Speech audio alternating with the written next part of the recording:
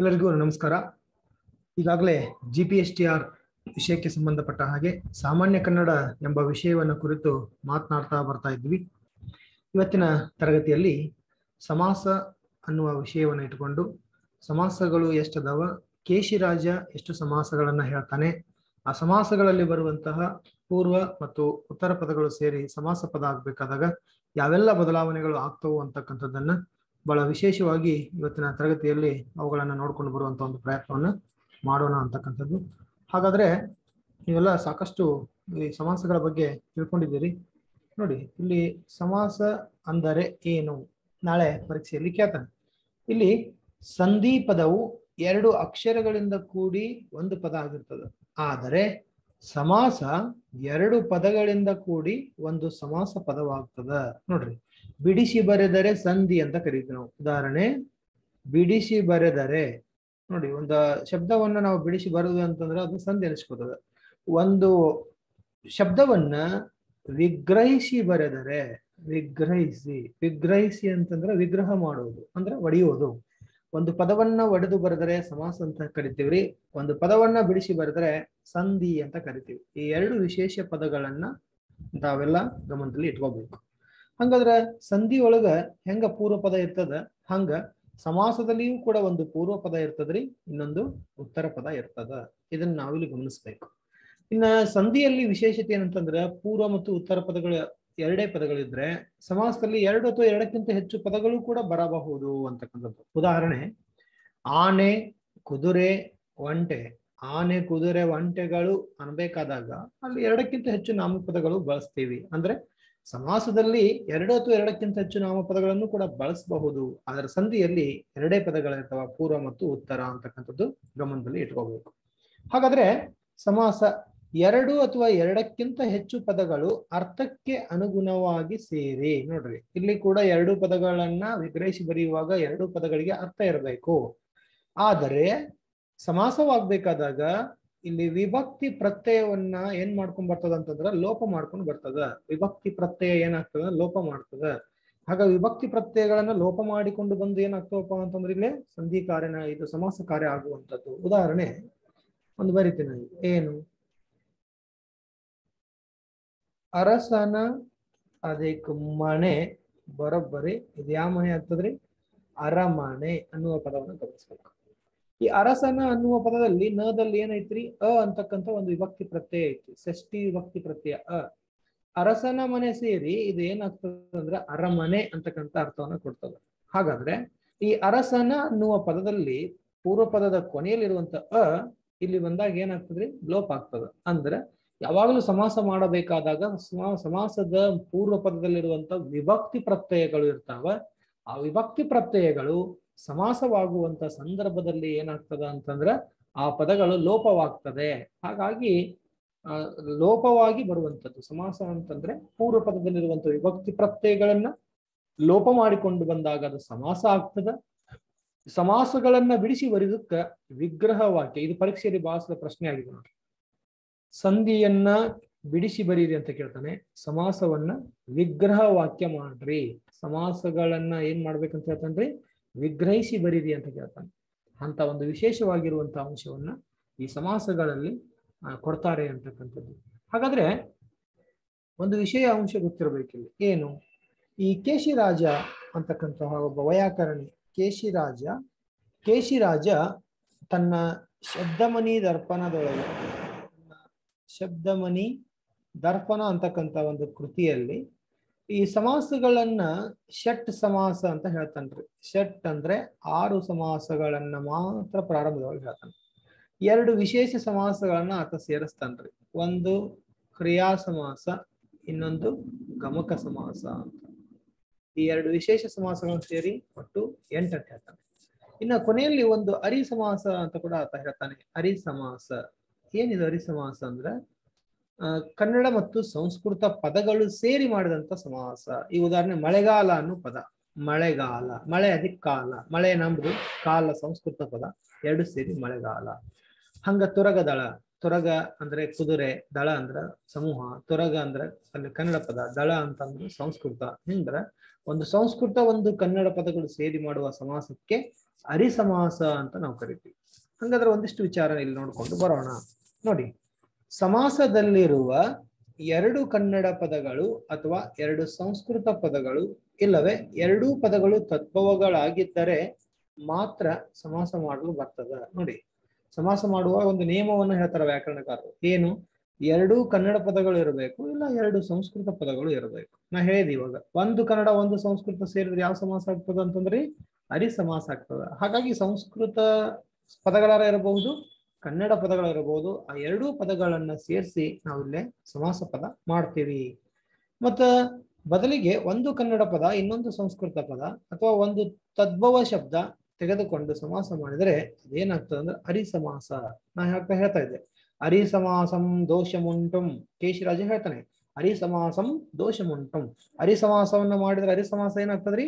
ದೋಷ ಆಗ್ತದ. ಯಾಕಂದ್ರೆ ಕನ್ನಡ ಮತ್ತು ಸಂಸ್ಕೃತವನ್ನ ಬಳಸಲಿಕ್ಕೆ ಬರೋದಿಲ್ಲ.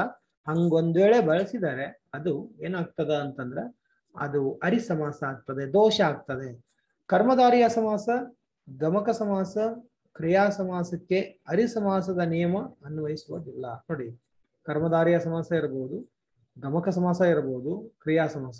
ಈ ಸಮಾಸಗಳಿಗೆ ಅರಿಸಮಾಸದ ವಿಚಾರಗಳು ಏನಾಗುದಿಲ್ಲಪ್ಪ ಅಂತ ಅನ್ವಯಿಸುವುದಿಲ್ಲ. ಅಂದ್ರೆ ಕನ್ನಡ ಮತ್ತು ಸಂಸ್ಕೃತ ಪದಗಳನ್ನ ಬಳಸಬಹುದು ಅಂತ ತಿಳ್ಕೊಂಡು ಹೇಳ್ತಾನೆ. ಯಾವ ಮೂರು ಸಮಾಸಗಳಿಗೆ?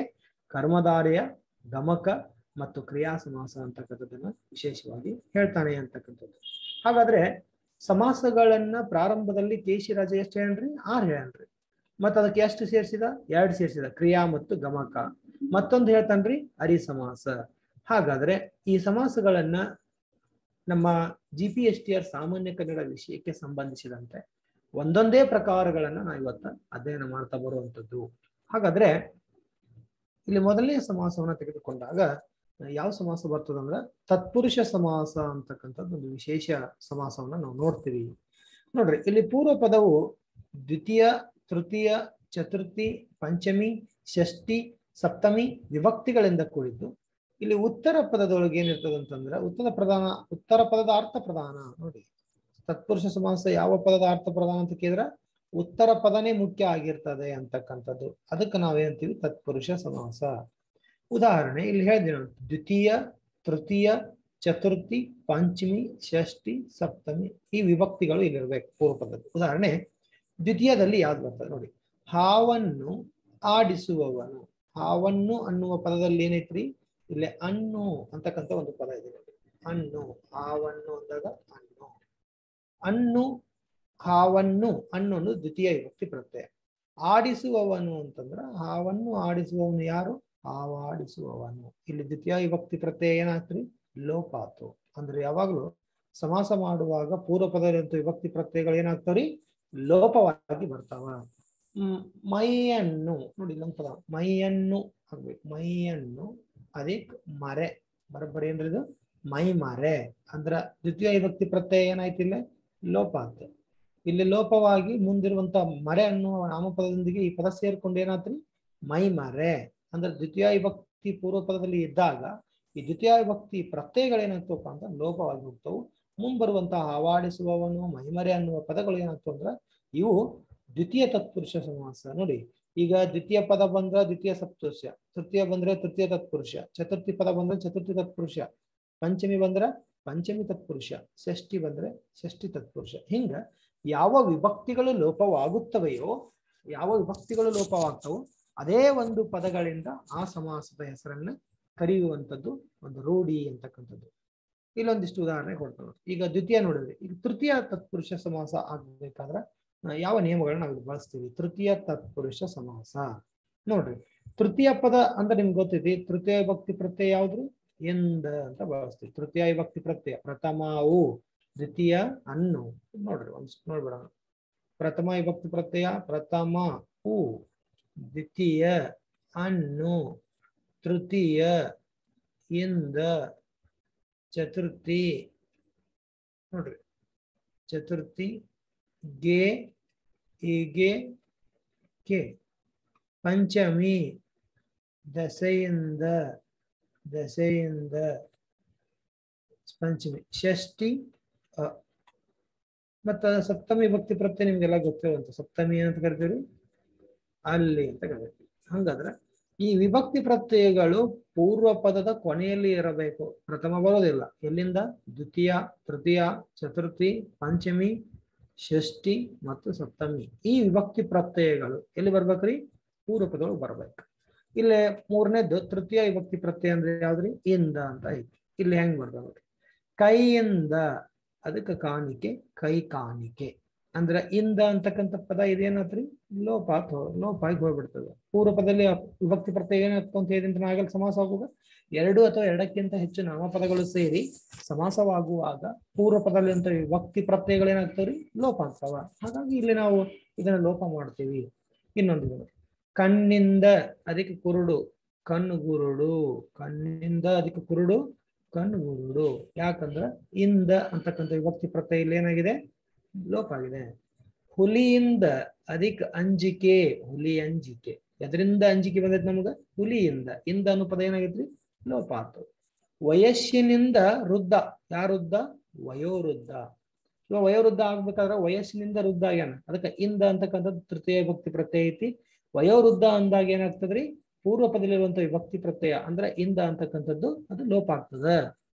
ಕವಿಗಳಿಂದ ವಂದಿತ ಅಂದ್ರೆ ಕವಿಗಳಿಂದ ವಂದಿಸಲ್ಪಡುವಂತ ವ್ಯಕ್ತಿ ಯಾರು? ಕವಿ ವಂದಿತ. ಅಂದ್ರೆ ಇಂದ ಅಂತಕ್ಕಂಥ ವಿಭಕ್ತಿ ಪ್ರತ್ಯಯ ಏನಾತ್ರಿ? ಲೋಪ ಆಯ್ತು. ಅಂದ್ರೆ ಪೂರ್ವ ಪದದಲ್ಲಿಂತ ತೃತೀಯ ವಿಭಕ್ತಿ ಪ್ರತ್ಯಯಗಳು ಸಮಾಸವಾಗುವಾಗ ಪೂರ್ವ ಪದದಂತ ವಿಭಕ್ತಿ ಪ್ರತ್ಯಯಗಳು ಏನಾಗ್ತವ್ರಿ? ಲೋಪ ಆಗ್ತವ. ಇದು ಕೂಡ ಇದಕ್ಕೆ ಉದಾಹರಣೆ ತೃತೀಯ ತತ್ಪುರುಷ. ಅಂದ್ರೆ ತೃತೀಯ ವಿಭಕ್ತಿ ಪ್ರತ್ಯಯ ಇರುವುದರಿಂದ ತೃತೀಯ ತತ್ಪುರುಷ ಅಂತ ಕರಿತೀವಿ. ಇದನ್ನ ಎಲ್ಲ ವಿಭಕ್ತಿ ಪ್ರತ್ಯಯಗಳೊಂದಿಗೆ ನಾವು ಗಮನಿಸಬೇಕು. ಇನ್ನ ವ್ಯಾಕರಣಕಾರರು ಇಲ್ಲಿ ಮತ್ತೊಂದು ಹೇಳ್ತಾರೆ, ಚತುರ್ಥಿ ತತ್ಪುರುಷ ಅಂದ್ರೆ ಇದು ಹೇಗಿರ್ತದ ನೋಡಿ. ಚತುರ್ಥಿ ಅಂತಂದ್ರ ಇದರ ಒಂದು ಪ್ರತ್ಯಯ ಗೆ, ಇಗೆ, ಕೆ ಅಂತ ಬರ್ತದೆ. ಪಿತೃಗಳಿಗೆ ಪಿಂಡ ಅಂದ್ರೆ ಯಾವ ಪಿಂಡ ಇದು? ಪಿತೃಪಿಂಡ. ಪಿತೃಗಳಿಗೆ ಪಿಂಡವನ್ನ ಬಿಡುವಂತ ಪದ್ಧತಿ. ಪಿತೃಗಳಿಗೆ ಗೆ ಐತಿ, ಇಲ್ಲಿ ಪಿಂಡ ಇದ್ದಾಗ ಪಿತೃಪಿಂಡ ಆಗ್ತದ. ಇಲ್ಲಿರುವಂತ ಗೆ ಅಂತಕ್ಕಂಥದ್ದು ಏನಾಗ್ಬಿಡುತ್ತೆ? ಇದು ಲೋಪವಾಗಿ ಹೋಗ್ತದ. ಇನ್ನು ತೇರಿಗೆ ಅದಕ್ಕೆ ಮರ ಅಂದ್ರೆ ತೇರು ಮರ. ಮರವನ್ನ ತೇರನ್ನ ಮಾಡ್ಬೇಕಾದಾಗ ಎದರಿಂದ ಮಾಡ್ರ? ಮರದಿಂದ.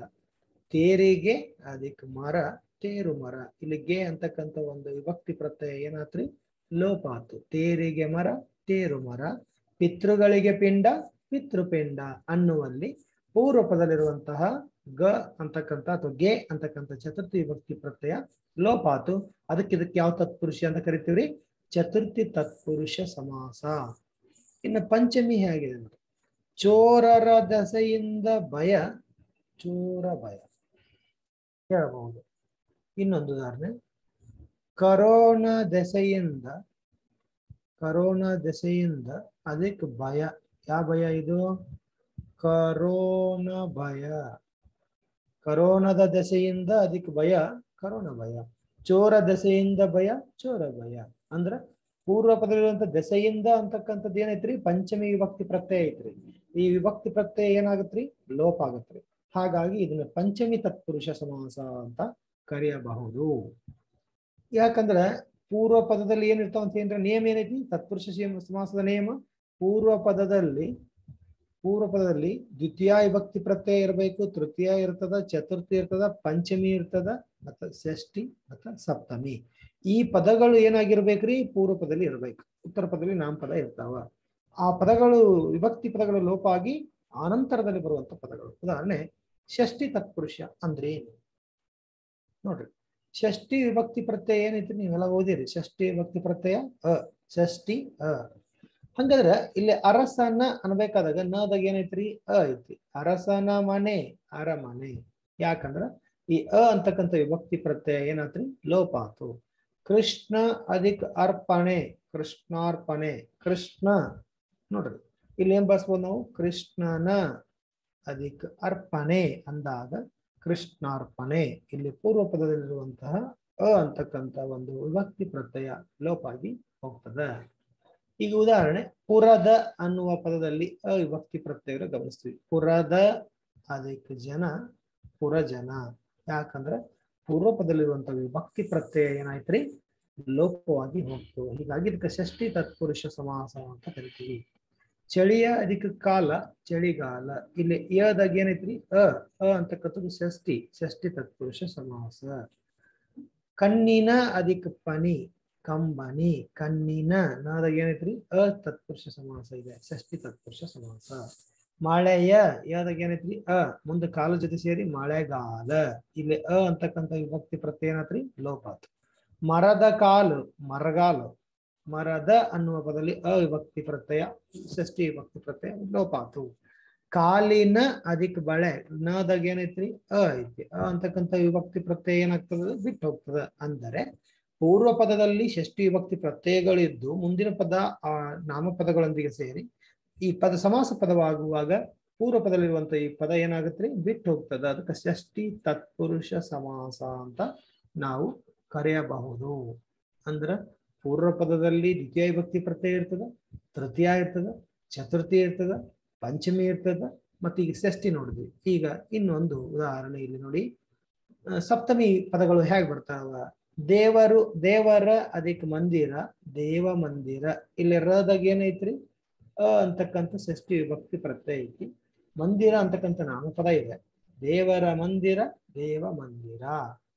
ಕಲ್ಲಿನ ಹಾಸಿಗೆ, ನದಾಗ ಏನೈತ್ರಿ ಅ ಅಂತಕ್ಕಂಥ ಷಷ್ಠಿ ವಿಭಕ್ತಿ ಪ್ರತ್ಯಯ. ಕಲ್ಲಿನ ಹಾಸಿಗೆ, ಕಲ್ಲು ಹಾಸಿಗೆ. ಯಾಕಂದ್ರ ಅ ಅಂತಕ್ಕಂಥ ಒಂದು ಷಷ್ಠಿ ವಿಭಕ್ತಿ ಪ್ರತ್ಯಯ ಲೋಪವಾಗಿ ಹೋಗ್ತದ. ಇದನ್ನ ಷಷ್ಠಿ ತತ್ಪುರುಷ ಸಮಾಸ, ಷಷ್ಠಿ ತತ್ಪುರುಷ ಸಮಾಸ ಅಂತ ಕರಿತೇವೆ. ಇಲ್ಲೇ ಅದಕ್ಕೆ ಇನ್ನೊಂದು ಉದಾಹರಣೆಯಾಗಿ ಸಪ್ತಮಿ, ನಾಗಲ ಹೇಳ್ತಾ ಇದ್ದೆ, ಸಪ್ತಮಿ ಭಕ್ತಿ ತತ್ಪುರುಷ ಸಮಾಸ ಆಗ್ಬೇಕಾದಾಗ ಪೂರ್ವ ಪದವಾಗಿ ಏನಿರ್ಬೇಕು, ಉತ್ತರ ಪದದಲ್ಲಿ ನಾಮಪದ ಇರ್ತಾವ, ಪೂರ್ವ ಪದದಲ್ಲಿ ಏನಿರ್ತಾವ್ರಿ ಇಲ್ಲಿ ದ್ವಿತೀಯ ವಿಭಕ್ತಿ ಪ್ರತ್ಯಯ, ತೃತೀಯ ವಿಭಕ್ತಿ ಪ್ರತ್ಯಯ, ದ್ವಿತೀಯ, ತೃತೀಯ, ಚತುರ್ಥಿ, ಪಂಚಮಿ, ಷಷ್ಠಿ, ಸಪ್ತಮಿ. ಈ ಎಲ್ಲಾ ಪೂರ್ವ ಪದದಲ್ಲಿ ಈ ಎಲ್ಲಾ ಪ್ರತ್ಯಯಗಳು ಇರಬೇಕು. ಈಗ ಕೊನೆಯದು ಸಪ್ತಮಿ ವಿಭಕ್ತಿ ಪ್ರತ್ಯಯಗಳು ಹೇಗಿರ್ತದ ನೋಡಿ. ಹಗಲಿನಲ್ಲಿ ಅಧಿಕ ಕನಸು, ಹಗಲು ಗನಸು. ಕನಸು ಹೆಂಗ್ ಕಾಣಕಂತಾನ? ಹಗಲಿನಲ್ಲಿ. ಹಾಗಾಗಿ ಹಗಲಿನಲ್ಲಿ ಅನ್ಬೇಕಾದಾಗ ಅಲ್ಲಿ, ಅಲ್ಲಿ ಅಂತಕ್ಕಂಥ ಪದ ಏನಿದೆ ಇದು ಸಪ್ತಮಿ ವಿಭಕ್ತಿ ಪ್ರತ್ಯಯ ಅಲ್ಲಿ. ಇಲ್ಲಿ ಸಮಾಸ ಪದವಾಗುವಾಗ ಅಲ್ಲಿ ಅನ್ನುವ ಪದ ಏನಾಗೈತಿ ಇದು ಲೋಪ ಆಗೈತಿ. ಅದಕ್ಕೆ ಹಗಲಿನಲ್ಲಿ ಕನಸು, ಹಗಲು ಗನಸು ಅಂತ ಹೇಳ್ತೀವಿ. ರಾತ್ರಿಯಲ್ಲಿ ಕನಸು, ರಾತ್ರಿ ಗನಸು. ಅಲ್ಲಿ ಅಂತಕ್ಕಂಥ ವಿಭಕ್ತಿ ಪ್ರತ್ಯಯ ಲೋಪ ಆಗ್ತಾ ಇದೆ. ಬಿಸಿಲಿನಲ್ಲಿ ಮಳೆ, ಬಿಸಿಲು ಮಳೆ ಅಂತಕ್ಕಂಥದ್ದು. ತಲೆಯಲ್ಲಿ ನೋವು, ಭಾಷಾ ಪರೀಕ್ಷೆಗೆ ನೋಡ್ರಿ, ತಲೆಯಲ್ಲಿ ನೋವು ಕೇಳ್ಬೇಕಾದ್ರೆ ಹಿಂಗ್ ಕೇಳ್ತಾನ್ರಿ, ತಲೆಯಲ್ಲಿ ಅದಕ್ಕೆ ನೋವು ಅಂತ ಕೊಡ್ತಾನ, ಮತ್ತ ತಲೆಯಿಂದ ಅದಕ್ಕೆ ನೋವು ಅಂತ ಕೊಡ್ತಾನೆ, ಮತ್ತ ತಲೆಯ ಅದಕ್ಕೆ ನೋವು ಅಂತ ಕೊಡ್ತಾನ, ಮತ್ತ ಹಿಂಗ ಕೊಡ್ತಾನ್ರಿ ತಲೆಗೆ ಅದಕ್ಕೆ ನೋವು. ಈ 4 ಪದಗಳನ್ನ ಗಮನಿಸಿ. ತಲೆಯಲ್ಲಿ ನೋವು, ತಲೆಯಿಂದ ನೋವು, ತಲೆಯ ನೋವು, ತಲೆಗೆ ನೋವು. ಇವನ್ ಎಕ್ಸಾಮ್ ಕೊಟ್ಟು ತಲೆನೋವು, ತಲೆನೋವು ಬಿಡಿಸಿ ಬರೆದಾಗ ಹೀಗೆ ಆಗುತ್ತದೆ ಅಂತ ಕೊಡ್ತಾನೆ. ಆಗ ನಾವು ಬರಿಬೇಕಾದಾಗ ನೋವು ಬಂದಿದ್ದು ಎಲ್ಲಿ? ತಲೆಯಿಂದ ಬಂದಿಲ್ಲ, ತಲೆಯ ಬಂದಿಲ್ಲ, ತಲೆಗೆ ಬಂದಿಲ್ಲ, ತಲೆಯಲ್ಲಿ ನೋವಿದೆ ಅಂದ್ರೆ ಅಲ್ಲಿ ಅಂತಕ್ಕಂತಹ ಈ ಸಪ್ತಮಿ ವಿಭಕ್ತಿ ಪ್ರತ್ಯಯವನ್ನ ನಾವು ಗಮನಿಸಬೇಕು. ಅದಕ್ಕೆ ತಲೆಯಲ್ಲಿ ನೋವು, ಯಾವ ನೋವ್ರಿದು? ತಲೆನೋವು ಅಂತಕ್ಕಂಥ ಒಂದು ಪದವನ್ನ ಗಮನಿಸಬೇಕು. ಹಾಗಾಗಿ ಇಲ್ಲಿ ಕೊಟ್ಟಿದ್ದಾರೆ ತಲೆಯಲ್ಲಿ ನೋವು, ತಲೆನೋವು. ಅಲ್ಲಿ ಅಂತಕ್ಕಂಥದ್ದು ಏನಂತ ಬಿಟ್ಟು ಹೋಗ್ತದ. ಕಣ್ಣಿನಲ್ಲಿ ಉರಿ, ಕಣ್ಣುರಿ, ಕಣ್ಣು ತುಂಬಾ ಉರಿತಾ ಇದೆ, ಕಣ್ಣು ಉರಿ ಇದೆ ಅಂತ ಹೇಳ್ತೀವಿ. ಕಣ್ಣಿನಲ್ಲಿ ಅಂತ ಹೇಳ್ಬೇಕು. ಅಲ್ಲಿ ಅಂತಕ್ಕಂಥ ಒಂದು ಪ್ರತ್ಯಯ, ಅಲ್ಲಿ ಉರಿ, ಕಣ್ಣುರಿ. ಕಾಲಿನಲ್ಲಿ ಉರಿ, ಕಾಲು ಉರಿ. ರಣದಲ್ಲಿ ಶೂರ, ರಣಶೂರ, ಆತ ಶೂರ ಆಗಿದ್ದೆಲ್ಲಿ? ರಣದಲ್ಲಿ. ಅಲ್ಲಿ ಅಂತಕ್ಕಂಥದ್ದು ಇದೇನಪ್ಪಾ ಅಂತಂದ್ರ ವಿಭಕ್ತಿ ಪ್ರತ್ಯಯದಲ್ಲಿ, ಸಪ್ತಮಿ ವಿಭಕ್ತಿ ಪ್ರತ್ಯಯದಲ್ಲಿ ಬಳಸ್ತೀವಿ. ರಣದಲ್ಲಿ ಶೂರನಾಗಿರುವವನು ಯಾರು? ರಣಶೂರ ಅಥವಾ ರಣಶೂರ ಅಂತ ಕರಿತೀವಿ. ಇದನ್ನು ಕೂಡ ನಾವಿಲ್ಲೇ ಮಾಡ್ಬೇಕಾಗ್ತದೆ, ಗಮನಿಸಬೇಕಾಗ್ತದೆ. ಹಿಂಗ ಇವೆಲ್ಲ ಸಪ್ತಮಿ ತತ್ಪುರುಷ ಸಮಾಸಕ್ಕೆ ಉದಾಹರಣೆಗಳನ್ನ. ಯಾಕಂದ್ರ ಪೂರ್ವ ಪದದಲ್ಲಿ ಯಾವ ಒಂದು ಪ್ರತ್ಯಯ ಐತಪ್ಪ ಅಂತಂದ್ರೆ ಆ ಸಪ್ತಮಿ ಭಕ್ತಿ ಪ್ರತ್ಯಯದ ಒಂದಿಷ್ಟು ರೂಪಗಳನ್ನು ನಾವಿಲ್ಲೇ ಕಾಣ್ತೀವಿ. ಅದಕ್ಕೆ ಸಪ್ತಮಿ ಭಕ್ತಿ ಪ್ರತ್ಯಯ ಪೂರ್ವ ಪದದಲ್ಲಿ ಇದೆ, ಅದು ಲೋಪವಾಗಿ ಹೋಗೋದ್ರಿಂದ ಇದಕ್ಕೆ ಯಾವ ತತ್ಪುರುಷ ಅಂತ ಕರಿತೀವ್ರಿ? ಸಪ್ತಮಿ ತತ್ಪುರುಷ. ಹಾಗಾದ್ರೆ ತತ್ಪುರುಷದಲ್ಲಿ ಎಷ್ಟು ನೋಡಿದ್ವಿ? ದ್ವಿತೀಯ ತತ್ಪುರುಷ ಬೇರೆ, ತೃತೀಯ ತತ್ಪುರುಷ ಬೇರೆ, ಚತುರ್ಥಿ ತತ್ಪುರುಷ ಬೇರೆ, ಪಂಚಮಿ ತತ್ಪುರುಷ ಬೇರೆ, ಷಷ್ಠಿ ತತ್ಪುರುಷ ಬೇರೆ, ಮತ್ತ ಸಪ್ತಮಿ ತತ್ಪುರುಷ. ಹಿಂಗ ಅವಿಭಕ್ತಿ ಪ್ರತ್ಯಯಗಳನ್ನ ಲೋಪ ಮಾಡಿಕೊಂಡು ಬಂದಿರುವುದರಿಂದ ಅದಕ್ಕ ತತ್ಪುರುಷ ಸಮಾಸದಲ್ಲಿ ಯಾವ ವಿಭಕ್ತಿ ಪ್ರತ್ಯಯ ಲೋಪ ಆಗ್ತದ್ರಿ ಅದೇ ವಿಭಕ್ತಿಯ ಹೆಸರಿನಿಂದ ಆ ಸಮಾಸವನ್ನ ಕರಿತೀವಿ. ಅದ ಸಮಾಸ ಯಾವ್ದಪ್ಪ ಅಂತಂದ್ರ ತತ್ಪುರುಷ. ಪೂರ್ವ ಪದದಲ್ಲಿ ದ್ವಿತೀಯದಿಂದ ಸಪ್ತಮಿ ವಿಭಕ್ತಿ ಪ್ರತ್ಯಯದ ಪ್ರತ್ಯಯಗಳು ಬಂದು ಉತ್ತರ ಪದದಲ್ಲಿರುವ ನಾಮಪದಗಳೊಂದಿಗೆ ಸೇರಿ ಸಮಾಸ ಪದವಾಗುವಾಗ ಪೂರ್ವ ಪದದಲ್ಲಿರುವಂತಹ ವಿಭಕ್ತಿ ಪ್ರತ್ಯಯಗಳು ಲೋಪವಾದರೆ ಇದನ್ನೇ ಏನಂತ ಕರಿತೀವ್ರಿ? ತತ್ಪುರುಷ ಸಮಾಸ. ಇದು ಒಂದನೇದು ಸಮಾಸ ಅಂತ. ಇನ್ನ ಎರಡನೇ ಸಮಾಸಕ್ಕೆ ಹೋಗೋಣ. ಇದರ ಬಗ್ಗೆ ಸಾಕಷ್ಟು ಈಗಾಗಲೇ ಪ್ರಶ್ನೆ ಪತ್ರಿಕೆಯಲ್ಲಿ ನಾವೆಲ್ಲ ನೋಡ್ತೀವಿ. ಯಾಕಂದ್ರೆ ಕರ್ಮಧಾರಿಯ ಸಮಾಸದ ಮೇಲೆ ಬಹಳಷ್ಟು ಉದಾಹರಣೆಗಳು ಇಲ್ಲಿವರೆಗೆ ಬಂದಿರುವಂತದ್ದನ್ನ ನಾವೆಲ್ಲ ಗಮನಿಸ್ತೀವಿ. ನೋಡ್ರಿ, ಇದು ಉತ್ತರ ಪದದ ಅರ್ಥ ಪ್ರಧಾನವಾಗಿರುವಂತದ್ದು. ಯಾವಾಗಲೂ ಸಮಾಸದಲ್ಲಿ ಕೂಡ ಎರಡು ಪದ ಇರ್ತಾವ ಅಂತ ಹೇಳಿದೆ. ಒಂದು ಪೂರ್ವ ಪದ, ಇನ್ನೊಂದು ಯಾವ ಪದ ರೀ? ಉತ್ತರ ಪದ. ಅಂದ್ರ ಉತ್ತರ ಪದದ ಅರ್ಥವೇ ಇಲ್ಲಿ ಏನಾಗಿರ್ತದ್ರಿ? ಪ್ರಧಾನವಾಗಿರುವಂತ ಸಮಾಸ. ಕರ್ಮಧಾರಿಯ ಸಮಾಸದಲ್ಲಿ ಯಾವ ಪದ ಪ್ರಧಾನವಾಗಿರ್ತದ ಅಂತಂದ್ರೆ ಉತ್ತರ ಪದದ ಅರ್ಥ ಪ್ರಧಾನವಾಗಿರುವ ಸಮಾಸ. ಹಾಗಾದ್ರೆ ಇಲ್ಲೊಂದಿಷ್ಟು ವಿಚಾರಗಳನ್ನ ನಾವು ಗಮನಿಸಬೇಕಾಗ್ತದೆ. ಏನು? ಕರ್ಮಧಾರಿಯ ಸಮಾಸದಲ್ಲಿ ಪೂರ್ವೋತ್ತರ ಪದಗಳು ಹಿಂಗಂದ್ರೇನ್ರಿ? ಪೂರ್ವೋತ್ತರ ಅಂದ್ರ ಪೂರ್ವ ಮತ್ತು ಉತ್ತರ ಅಂತಕ್ಕಂಥದ್ದನ್ನ ಗಮನಿಸ್ಬೇಕು. ಪೂರ್ವೋತ್ತರ ಪದಗಳು ಲಿಂಗ, ವಚನ, ವಿಭಕ್ತಿಗಳಿಂದ ಸಮಾಸವಾಗಿದ್ದು ವಿಶೇಷಣ ವಿಶೇಷ ಸಂಬಂಧದಿಂದ ಕೂಡಿ ಆಗುವ ಸಮಾಸವೇ ಕರ್ಮಧಾರಿಯ ಸಮಾಸ. ನೋಡ್ರಿ, ಪೂರ್ವೋತ್ತರ ಪದಗಳಲ್ಲಿ ಏನಿರ್ತಾವ ಅಂತ ಒಂದು ಲಿಂಗ ಇರ್ಬೋದು, ವಚನ ಇರ್ಬೋದು, ವಿಭಕ್ತಿ. ಪೂರ್ವ ಪದದಲ್ಲಿ ಏನಿರ್ತಾವ? ಲಿಂಗ, ಆಮೇಲೆ ವಚನ, ಆಮೇಲೆ ವಿಭಕ್ತಿ. ಇವುಗಳಿಂದ ಕೂಡಿಯಾಗಿರುವಂತಹ ಸಮಾಸ ಒಂದು. ಇನ್ನು ಎರಡನೇದು ವಿಶೇಷ. ಒಂದು ವಿಶೇಷಣ ಪದ, ಇನ್ನೊಂದು ವಿಶೇಷ. ಈ ಎರಡು ಪದ ಗೊತ್ತಿದ್ರೆ ಸಾಕು ಕರ್ಮಧಾರಿಯ ಸಮಾಸವನ್ನ ಮಾಡ್ಲಿಕ್ಕೆ. ಎರಡು ವಿಶೇಷ ಪದಗಳು ಬೇಕು. ಹಾಗಾದ್ರೆ ಕರ್ಮಧಾರಿಯ ಸಮಾಸ ಆಗ್ಬೇಕಾದ್ರೆ ಏನ್ ಬೇಕ್ರಿ? ಪೂರ್ವ ಪದದಲ್ಲಿ ವಿಶೇಷಣ ಪದ ಇರ್ಬೇಕು, ಉತ್ತರ ಪದದಲ್ಲಿ ವಿಶೇಷ ಪದ ಇರ್ಬೇಕು. ವಿಶೇಷಣ ವಿಶೇಷದಿಂದ ಕೂಡಿಯಾದ ಸಮಾಸವೇ ಕರ್ಮಧಾರಿಯ ಸಮಾಸ. ಹೆಂಗ? ಉದಾಹರಣೆ, ಹಿರಿದಾದ ಬಾಗಿಲು, ಹೆಬ್ಬಾಗಿಲು. ಹಿರಿದಾದ ಅನ್ನುವ ಪದದಲ್ಲಿ ಏನೈತ್ರಿ? ಹಿರಿದಾದ ಅನ್ನುವ ಪದ ಏನಿದು? ವಿಶೇಷಣ ಪದ ಇದು. ಮತ್ತ ವಿಶೇಷ ಪದ ಯಾವ್ದಂದ್ರ ಬಾಗಿಲು ಅಂತಕ್ಕಂಥದ್ದು. ಇದು ವಿಶೇಷಣ. ನೋಡಿ, ಮೊದಲನೇ ಪದ ಏನಾಗಿರ್ತದ? ಇದು ವಿಶೇಷಣ ಪದ ಆಗಿರ್ತಾವು. ಈ ಎರಡನೇ ಪದ ಏನಾಗಿರ್ತಾವಪ್ಪ ಅಂತಂದ್ರೆ ಇವು ವಿಶೇಷ ಪದಗಳು. ಇವು ಎರಡು ಸೇರಿ ಇವು ಕರ್ಮಧಾರಿಯ ಸಮಾಸಕ್ಕೆ ಉದಾಹರಣೆಗಳಾಗಿರ್ತಾವ. ಹೆಂಗ? ಹಿರಿದಾದ ಬಾಗಿಲು, ಹೆಬ್ಬಾಗಿಲು. ಬಾಗಿಲು ಹೆಂಗೈತ್ರಿ? ದೊಡ್ಡದಾಗಿದೆ, ಹಿರಿದಾಗಿದೆ, ಅದು ವಿಶೇಷಣ. ಬಾಗಿಲನ್ನ ವಿಶೇಷಣವನ್ನು ಅಂದ್ರೆ ವಿಶೇಷಣ ಏನ್ ಮಾಡ್ತಾವ? ಹೊಗಳ್ತಾವ. ವಿಶೇಷ ಪದವನ್ನ ಹೊಗಳುವ ಪದಗಳಿಗೆ ವಿಶೇಷಣ ಪದ ಅಂತ ಕರಿತೀವಿ. ಹಳೆದಾದ ಅಧಿಕ ಕನ್ನಡ ಹೆಂಗೈತಿ? ಹಳೇದಾಗಿದೆ, ಅದಕ್ಕೆ ಯಾವ ಕನ್ನಡ ಇದು? ಹಳೆಗನ್ನಡ. ಮನೆ ಹೆಂಗೈತಿ? ನೋಡ್ರಿ, ಇದು ಮನೆ ಹೇಗಿದೆ ಅಂತಂದ್ರೆ ನಡುವಿನ ಮನೆ, ನಡುಮನೆ. ಕೆಂಪಾದ ತುಟಿ ಅನ್ನುವ ಪದದಲ್ಲಿ ಕೆಂದುಟಿ ಅಂತ ನಾವು ಬಳಸ್ತೀವಿ. ತುಟಿಯ ಬಣ್ಣ ಹೇಗಿದೆ? ಕೆಂಪಾದ, ಅದು ವಿಶೇಷಣ ಪದ. ತುಟಿ ಎನ್ನುವ ಪದ ವಿಶೇಷ ಪದ. ಕೆಂಪಾದ ಅನ್ನೋದು ವಿಶೇಷಣ. ಅಂದ್ರೆ ವಿಶೇಷದಿಂದ ಕೂಡಿಯಾದ ಸಮಾಸವೇ ಕರ್ಮಧಾರಿಯ. ಇಲ್ಲೇ ಹೇಳ್ತಾರ, ಸುಖವೇ ಜೀವನ ಅನ್ನುವಾಗ ಸುಖವೇ.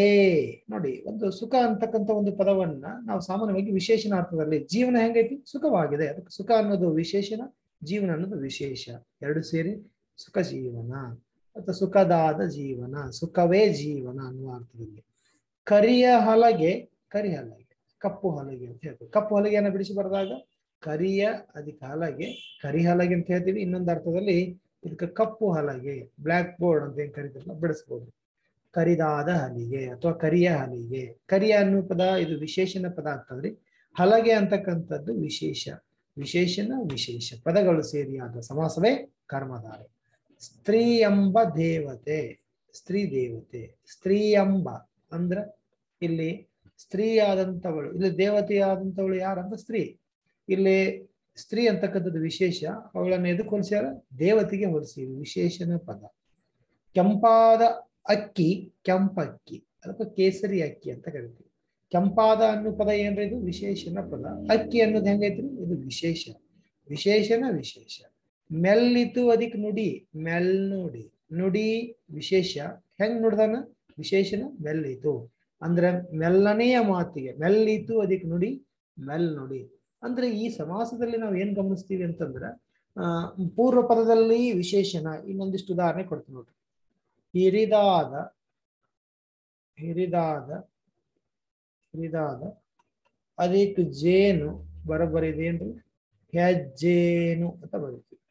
ಇನ್ನೊಂದು ಉದಾಹರಣೆ ಹಿರಿದಾದ ಅದಕ್ಕೆ ಹಾವು ಹೆಬ್ಬಾವು. ಯಾಕ ಹಿರಿದಾದ ಅನ್ನುವ ಪದ ವಿಶೇಷ, ವಿಶೇಷಣ. ಜೇನು ಅನ್ನೋದು ವಿಶೇಷ, ಹಿರಿದಾದ ಅನ್ನೋದು ವಿಶೇಷಣ, ಹಾವು ಅನ್ನೋದು ವಿಶೇಷ. ಹಾವು ಹೆಂಗೈತಿ ದೊಡ್ಡದಾಗಿದೆ, ಅದಕ್ಕೆ ಹಿರಿದಾಗಿದೆ. ಜೇನು ಹೆಂಗೈತಿ ದೊಡ್ಡದಾಗಿದೆ. ವಿಶೇಷಣ ಪದಗಳು ವಿಶೇಷ ಪದಗಳನ್ನ ಹೊಗಳ್ತಾವು ಅಥವಾ ವರ್ಣನೆ ಮಾಡ್ತಾವು. ಹಾಗಾಗಿ ವಿಶೇಷಣ ವಿಶೇಷದಿಂದ ಕೂಡಿಯಾದ ಸಮಾಸವೇ ಕರ್ಮಧಾರಿಯ ಸಮಾಸ. ಹೆಜ್ಜೇನು, ಹೆಬ್ಬಾವು, ಹೆಬ್ಬಾಗಿಲು, ಹಳಗನ್ನಡ, ನಡುಮನೆ, ಕೆಂದುಟಿ, ಸುಖಜೀವನ, ಕರಿಹಲಿಗೆ, ಸ್ತ್ರೀದೇವತೆ, ಕೆಂಪಕ್ಕಿ, ಮೆಲ್ನುಡಿ ಎಲ್ಲ ಪದಗಳನ್ನ ಸಾಮಾನ್ಯವಾಗಿ ನಾವು ಕರ್ಮಧಾರಿಯ ಸಮಾಸಕ್ಕೆ ಬಳಸಿಕೊಳ್ಳಬಹುದು ಅಂತಕ್ಕಂಥದ್ದು. ವಿಶೇಷಣ ವಿಶೇಷ ಪದಗಳಿಂದ ಕೂಡಿಯಾದ ಸಮಾಸವೇ ಕರ್ಮಧಾರಿಯ ಸಮಾಸ.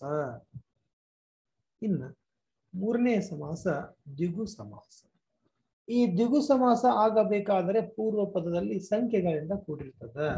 ನೋಡಿ, ಇದು ಯಾವ ಪದದ ಅರ್ಥ ಪ್ರಧಾನವಾಗಿರುವಂತದಂದ್ರೆ ಉತ್ತರ ಪದನೇ ಮುಖ್ಯ. ಮುಖ ಅನ್ನೋ ಪದ, ದಿಕ್ಕು ಅನ್ನೋ ಪದ, ಇಲ್ಲ ಉತ್ತರ ಪದದ ಅರ್ಥ ಪ್ರಧಾನವಾಗಿರುವ ಸಮಾಸ. ದ್ವಿಗು ಸಮಾಸ ಯಾವ ಪದದ ಅರ್ಥ ಪ್ರಧಾನವಾಗಿರುವ ಸಮಾಸ ಅಂತ ಕೇಳೋ ಕ್ವಶನ್. ಇದು ಉತ್ತರ ಪದವೇ ಇಲ್ಲಿ ಮುಖ್ಯವಾಗಿರುವಂತದ್ದಂತ ಗುರುತಿಸ್ಬೇಕು. ಪೂರ್ವ ಪದೊಳಗೆ ಏನಿರ್ತದ್ರಿ ಸಂಖ್ಯೆ. ಹಿಂಗ ನಾವು ಬರ್ಕೋಬಹುದು ಸರಳವಾಗಿ. ಪೂರ್ವ ಪದ ಒಂದು ಉತ್ತರ ಪದ. ಒಂದು ಪೂರ್ವ ಪದದಲ್ಲಿ ಏನಿರ್ತದ್ರಿ ಇಲ್ಲಿ ಪೂರ್ವ ಪದದಲ್ಲಿ ಸಂಖ್ಯೆಗಳಿಂದ ಕೂಡಿರ್ತದ. ಉತ್ತರ ಪದ ಏನಿರ್ತದ್ರಿ ನಾಮಪದರ ಆಗಿರ್ತದ. ನಾಮಪದಗಳಾಗಿರಬಹುದು ಅಥವಾ ಸಂಖ್ಯಾವಾಚಿಗಳಾಗಿರಬಹುದು. ನಾಮಪದ ಇರಬಹುದು ಅಥವಾ ಸಂಖ್ಯಾವಾಚಿಗಳಾಗಿರಬಹುದು. ಇವೆರಡು ಸೇರಿ ಯಾವ ಸಮಾಸ ಆಗ್ತದ್ರಿ ದ್ವಿಗು ಸಮಾಸ ಅಂತ ನಾವು ಬಳಸ್ತೀವಿ. ಪೂರ್ವ ಪದ ಸಂಖ್ಯೆಯಿಂದ ಕೂಡಿ ಉತ್ತರ ಪದ ನಾಮಪದ ಅಥವಾ ಸಂಖ್ಯಾವಾಚಿಯಿಂದ ಕೂಡಿದರೆ ಇದನ್ನು ನಾವು ಯಾವ ಸಮಾಸ ಅಂತ ಕರಿತೀವ್ರಿ ದ್ವಿಗು ಸಮಾಸ ಅಂತ ಕರಿತೀವಿ. ಉದಾಹರಣೆ, 4 ಅನ್ನೋದು ಒಂದು ಸಂಖ್ಯೆ. ನೋಡ್ತಾ ಇದ್ವಿ ಪೂರ್ವ ಪದ ಏನೈತ್ರಿ ಸಂಖ್ಯೆ 4. ದಿಕ್ಕು ಅನ್ನೋದು ಒಂದು ನಾಮಪದ. ಹಾಗಾದ್ರೆ 4 ಅಧಿಕ ಮೊಗ, ಮೊಗ ಅನ್ನೋದು ಒಂದು ನಾಮಪದ. 4 ಅಧಿಕ ಮೊಗ ಯಾವ ಮೊಗರು ನಾಲ್ಮೊಗ. ಅಂದ್ರೆ 4 ಮುಖವನ್ನ ಯಾರಿಗಿದೆ ಅವ ನಾಲ್ಮೊಗ ಅಂತಕ್ಕಂಥ ಅರ್ಥದಲ್ಲಿ 4 ಮೊಗ ನಾಲ್ಮೊಗ. ಇಲ್ಲ ದಶ ಅನ್ನೋದೊಂದು ಪದ ಐತೆ ನೋಡ್ರಿ. ದಶ ಅಂದ್ರೆ 10 ಅಂತಕ್ಕಂಥ ಅರ್ಥವನ್ನ ಕೊಡ್ತದ. ಅದು ಒಂದು ಸಂಖ್ಯೆ. ದಿಕ್ಕು ಅಂತಕ್ಕಂಥದ್ದು ಇದನ್ನು ಸಾಮಾನ್ಯವಾಗಿ ದಿಕ್ಕನ್ನು ಸೂಚಿಸುವಂಥದ್ದು. 10 ದಿಕ್ಕನ್ನ ಸೂಚನೆ ಮಾಡೋದು ದಶ ದಿಕ್ಕು. ಯಾಕಂದ್ರೆ ಪೂರ್ವ ಪದ ಸಂಖ್ಯೆ, ಉತ್ತರ ಪದ ಇಲ್ಲೇ ಬೇರೆ ನಾಮಪದ ಆಗಿರಬಹುದು, ಸಂಖ್ಯೆಯಿಂದ ಕೂಡಿರಬೇಕು. 2 ಅಧಿಕ ಭಾಗ ಇಬ್ಬಾಗ. 2 ಅನ್ನೋದು ಸಂಖ್ಯೆ, ಭಾಗ ಅನ್ನೋದು ನಾಮಪದ, 2 ಸೇರಿ ಇಬ್ಬಾಗ. ಏಕವಾದ ಅಗ್ರ, ಏಕಾಗ್ರ. ಏಕವಾದ, ಏಕ ಅಂದ್ರೆ ಒಂದನ್ನು ಸೂಚಿಸ್ತದ, 2 ಅಂದ್ರೆ ಎರಡನ್ನ ಸೂಚಿಸ್ತದ. ಈ ಸಪ್ತ ಅಶ್ವಗಳು, ಸಪ್ತಾಶ್ವಗಳು, ಸಪ್ತ ಸ್ವರಗಳು, ಸಪ್ತಾಶ್ವಗಳು. ಸಪ್ತ ಅಂದ್ರ 7. 7 ಅನ್ನೋದೊಂದು ಏನ್ರಿ ಇದು ಸಂಖ್ಯೆ. ಪೂರ್ವ ಪದದಲ್ಲಿ ಸಂಖ್ಯೆ ಇರಬೇಕು. ಮುಂದೆ ಅಶ್ವಗಳು, ಸಪ್ತಾಶ್ವಗಳು. 3 ಅಧಿಕ ಮಡಿ. ನೋಡ್ರಿ 3 ಅಧಿಕ ಮಡಿ ಏನಾಗ್ಬೇಕಿದು ಮುಮ್ಮಡಿ. ನಾವು ಮುಮ್ಮಡಿ ಕೃಷ್ಣರಾಜ ಒಡೆಯರ್, ನಾಲ್ವಡಿ ಕೃಷ್ಣರಾಜ ಒಡೆಯರ್ ಅನ್ನು ಓದ್ಬೇಕಾದಾಗ ಈ ಶಬ್ದಗಳನ್ನ ಬಳಸ್ತೀವಿ. 3ನೇ ದಾವ ಅಂತ ಅರ್ಥ. 3 ಅಂದ್ರೆ ಇದೊಂದು ಸಂಖ್ಯೆ, ಮಡಿ ಅಂದ್ರೆ ಇದು ನಾಮಪದ. ಸಂಖ್ಯಾಪದ ಮತ್ತು ನಾಮಪದಗಳು ಸೇರಿ ಮುಮ್ಮಡಿ ಅಂತಕ್ಕಂಥ ಅರ್ಥವನ್ನ ಕೊಡ್ತದ. ಹಾಗಾಗಿ ಇದಕ್ಕೆ ನಾವು ದ್ವಿಗು ಸಮಾಸ ಅಂತ ಕರಿತೇವೆ. ಇನ್ನ ಪಂಚ ಅಧಿಕ ಇಂದ್ರಿಯಗಳು, ಪಂಚೇಂದ್ರಿಯಗಳು. ಮತ್ತ ಪಂಚ ಅನ್ನುವ ಪದ ಏನ್ ಕೊಡ್ತದ್ರಿ 5 ಅನ್ನುವ ಅರ್ಥವನ್ನು ಸೂಚಿಸ್ತದ. ಇಂದ್ರಿಯಗಳು ಅಂತಕ್ಕಂಥದ್ದು ನಾಮಪದ. ಹಾಗಾಗಿ ಪಂಚೇಂದ್ರಿಯಗಳು ಅನ್ನುವ ಪದವು ಕೂಡ ಏನಾಗ್ತದ್ರಿ ದ್ವಿಗು ಸಮಾಸ. ಇಮ್ಮಡಿ ಪುಲಿಕೇಶಿ ಅಂತ ನಾವೆಲ್ಲ ಓದ್ತೀವಿ ಇತಿಹಾಸದೊಳಗೆ.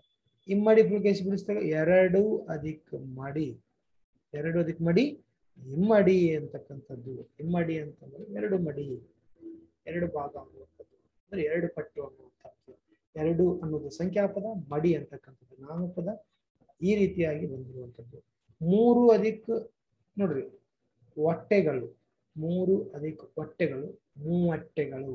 ಅಂದ್ರ ಮೂರು ಹೊಟ್ಟೆಗಳನ್ನ ಹೇಳ್ಬೇಕಾದಾಗ, ಮೂರು ಮಂದಿ ಒಟ್ಟಿಗೆ ಹೇಳ್ಬೇಕಾದಾಗ ಮೂರು ಅಧಿಕ ಹೊಟ್ಟೆಗಳು ಅಂದಾಗ ಮೂವಟ್ಟೆಗಳು ಅನ್ನೋ ಪದವನ್ನ, ಅಂದ್ರೆ ಇಲ್ಲಿ ಮೂರು ಅಂತಕ್ಕಂಥದ್ದು ಒಂದು ಸಂಖ್ಯಾಪದ ಇದೆ. ಅಂದ್ರೆ ಪೂರ್ವ ಪದದಲ್ಲಿ ಸಂಖ್ಯೆಯಿಂದ ಕೂಡಿರುವಂಥದ್ದು, ಉತ್ತರ ಪದದಲ್ಲಿ ನಾಮಪದಗಳಿಂದ ಕೂಡಿ ಆದರೆ ಇದನ್ನ ನಾವು ಯಾವ ಸಮಾಸ ಅಂತ ಕರಿತೀವಿ? ದ್ವಿಗು ಸಮಾಸ ಅಂತಕ್ಕಂಥ ಅರ್ಥದಲ್ಲಿ ಇವುಗಳನ್ನ ನಾವು ಕರಿತೀವಿ. ಇದನ್ನ ನಾವು ಸ್ಪಷ್ಟವಾಗಿ ಈ GPSTR ಸಾಮಾನ್ಯ ಕನ್ನಡಕ್ಕೆ ಸಂಬಂಧಪಟ್ಟಾಗ ದ್ವಿಗು ಸಮಾಸದಲ್ಲಿ ಪ್ರತಿ ಸಲ ಪ್ರಶ್ನೆ ಪತ್ರಿಕೆಯಲ್ಲಿ ಪೂರ್ವಪದ ಸಂಖ್ಯೆಯಿಂದ ಕೂಡಿತ್ತಂದ್ರೆ ನೀವು ಅದನ್ನ ಏನ್ ಮಾಡ್ಬೋದು ಅಂತಂದ್ರೆ ದ್ವಿಗು ಸಮಾಸ ಅಂತೇಳಿ ಗುರುತಿಸಬಹುದು. ಇನ್ನೊಂದಿಷ್ಟು ಉದಾಹರಣೆಗಳನ್ನು ನೋಡ್ಕೊಂಡು ಬರೋಣ. ನೋಡಿ, ನಾಲ್ಕು ಅಧಿಕ ದಸೆ, ನಾಲ್ದಸೆ. ನಾಲ್ಕು ಅನ್ನೋದು ಸಂಖ್ಯಾಪದ ಇದೆ. ಮೂರು ಅಧಿಕ ಫಳ, ನೋಡ್ರಿ ಮೂರು ಅಧಿಕ ಫಳಲು ಅಂದ್ರೆ ಮುಪ್ಪಳಲು. ಏಕ ಅಧಿಕ ಅಕ್ಷಿ, ಅಕ್ಷಿ ಅಂದ್ರೆ ಕಣ್ಣು, ಏಕಾಕ್ಷಿ ಒಂದೇ ಕಣ್ಣು. ಷಷ್ಠಿ ಅಧಿಕ ಕೋನ ಅಂದಾಗ ಷಟ್ಕೋನ. ಎರಡು ಅಧಿಕ ಆಳು, ಎರಡಾಳು. ತೃತೀಯ ಅಧಿಕ ಮುಖ, ತ್ರಿಮುಖ. ತ್ರಿಮುಖ ಅನ್ಬೇಕಾದಾಗ ತೃತೀಯ ಅಂದ್ರೆ ಮೂರು ಮುಖ ಇರುವಂಥದ್ದು. ದ್ವಿಮುಖ ಅಂತಂದ್ರೆ ದ್ವಿತೀಯ ಅಧಿಕ ಮುಖ, ದ್ವಿಮುಖ. ಪೂರ್ವ ಪದದಲ್ಲಿ ಎಲ್ಲ ಏನದ ನೋಡ್ರಿಲ್ಲ, ಇಲ್ಲಿ ಪೂರ್ವ ಪದದಲ್ಲಿ ಇವೆಲ್ಲ ಏನಪ್ಪಾ ಅಂತ ಸಂಖ್ಯೆ ಅಂತ ಕರಿತೀವಿ. ಈಗ ದಶಗಳಾದ ಮುಖಗಳು ದಶಮುಖ ಅಂದ್ರೆ ಯಾರು? ರಾವಣನನ್ನ ಸಂಬೋಧನೆ ಮಾಡ್ಬೇಕಾದಾಗ ನಾವು ರಾವಣನಿಗೆ ದಶಮುಖ ಅಂತ ಕರಿತೀವಿ. ದಶ ಅಂದ್ರೆ 10, ಮುಖವನ್ನ ಉಳ್ಳವ, ದಶಮುಖವನ್ನ ಉಳ್ಳವ ಯಾರಿ? ರಾವಣ. ಹಾಗಾದ್ರೆ ಪೂರ್ವ ಪದದಲ್ಲಿ ಸಂಖ್ಯೆ ಅದಾವು, 4, 3, ಏಕ ಮತ್ತ ಷಷ್ಠಿ ನೋಡ್ರಿ. ಷಟ್ಕೋನ, ಷಷ್ಠಿ ಅಂತ ಬಿಡಿಸಿದ್ದಾರೆ. ಏನಾಗ್ಬೇಕು? ಷಟ್, ಷಟ್ ಅಂತ ಆಗ್ಬೇಕು. ಷಟ್ ಅಂದ್ರೆ ಏನ್ರಿ? ಷಟ್ ಅಂದ್ರೆ 6 ಅಂತ ಅರ್ಥವನ್ನು ಕೊಡ್ತದೆ. ಷಟ್ ಅಧಿಕೋನ, ಷಟ್ಕೋನ, ಆರು ಭಾಗಗಳನ್ನ ಒಳಗೊಂಡಿರುವಂಥದ್ದು ಷಟ್ಕೋನ. ಈ ಅರ್ಥದಲ್ಲಿ ಬಳಸ್ತೀವಿ. ಷಟ್ಕೋನ ಅಂದ್ರೆ 6 ಮುಖಗಳು ಇರುವಂಥದ್ದು. ಹಿಂಗ ಪೂರ್ವ ಪದದಲ್ಲಿ ಸಂಖ್ಯೆ, ಪೂರ್ವ ಪದದೊಳಗೆ ಏನಿರ್ತದ್ರೆ ದ್ವಿಗು ಸಮಾಸದಲ್ಲಿ ಪೂರ್ವ ಪದ ಮತ್ತು ಉತ್ತರ ಪದ. ಪೂರ್ವ ಪದೊಳಗ ಸಂಖ್ಯೆಯ ವಾಚಿಗಳಿರ್ತಾವೆ, ಉತ್ತರ ಪದದಲ್ಲಿ ನಾಮಪದಗಳಿರ್ತಾವೆ. ಎರಡು ಸೇರಿ ಆಗುವ ಪದವನ್ನು ಹೇಳ್ತೀವಿ ದ್ವಿಗು ಸಮಾಸ. ದ್ವಿಗು ಅಂದ ತಕ್ಷಣ ದ್ವಿ ಅಂದ್ರೆ ಅಲ್ಲೇ ಐತಿ, ದ್ವಿ ಅಂದ್ರೆ ಎರಡು ಅಂತ ಅರ್ಥ ಕೊಡ್ತಾರೆ. ಅಂದ್ರ ಪೂರ್ವ ಪದದಲ್ಲಿ ಸಂಖ್ಯೆಗಳಿಂದ ಕೂಡಿತ್ತಂದ್ರೆ ನಾವು ಅದನ್ನ ಏನ್ ಮಾಡ್ಬೇಕು? ಅದನ್ನ ಸಂಖ್ಯಾವಾಚಿ ಅಥವಾ ದ್ವಿಗು ಸಮಾಸ ಅಂತ ಕರೆಯಬೇಕು. ಇನ್ನ ನೆಕ್ಸ್ಟ್ ಬರುವಂತ ಸಮಾಸ ಕ್ರಿಯಾ ಸಮಾಸ. ಕ್ರಿಯಾ ಸಮಾಸ ಎಷ್ಟು ವಿಶೇಷವಾಗಿ ಕೇಶಿರಾಜ ತನ್ನ ಶಬ್ದಮಯ ದರ್ಪಣದಲ್ಲಿ ವಿಶೇಷ ಸಮಾಸ ಅಂತ ಕರೆದಿದ್ದಾನೆ. ಉತ್ತರ ಪದ ಅರ್ಥ ಪ್ರಧಾನವಾಗಿರುವಂಥದ್ದು. ಯಾವ ಪದ ಮುಖ್ಯವಾಗಿರ್ತದ? ಉತ್ತರ ಪದವೇ. ನೋಡ್ರಿ ಇಲ್ಲಿ ಉತ್ತರ ಪದ ಅಂತ ಏನ್ ಕರಿತೀವಲ್ಲ, ಆ ಉತ್ತರ ಪದ ಮುಖ್ಯವಾಗಿರುವಂತ ಸಮಾಸಕ್ಕ ಯಾವ್ದಪ್ಪ ಅಂತಂದ್ರ ಕ್ರಿಯಾ ಸಮಾಸ. ನೋಡಿ, ಪೂರ್ವ ಪದ ಒಂದು ಸಾಮಾನ್ಯ ನಾಮವಾಚಿಯಾಗಿರುವಂಥದ್ದು, ಒಂದು ನಾಮಪದ ಇರ್ತದ. ಉತ್ತರ ಪದೊಳಗೆ ಏನಿರ್ತದ ಅಂತಂದ್ರ ಕ್ರಿಯಾಪದ ಇಲ್ಲವೇ ಕೃದಂತ ಪದ ಆಗುವ ಸಮಾಸಕ್ಕೆ. ನೋಡ್ರಿ, ಒಂದು ಪೂರ್ವ ಪದ, ಇನ್ನೊಂದು ಉತ್ತರ ಪದ. ಪೂರ್ವ ಪದದಲ್ಲಿ ಏನಿರ್ತದ್ರಿ? ನಾ ಹೇಳಿದೆ, ಪೂರ್ವ ಪದದಲ್ಲಿ ಸಾಮಾನ್ಯವಾಗಿ ಒಂದು ನಾಮವಾಚಕ ಪದ ಅಥವಾ ನಾಮವಾಚಕ ಪದ. ಪೂರ್ವ ಪದದಲ್ಲಿ ನಾಮವಾಚಕ ಪದ ಇರ್ತದ. ಉತ್ತರ ಪದದಲ್ಲಿ ಏನಿರ್ತದ?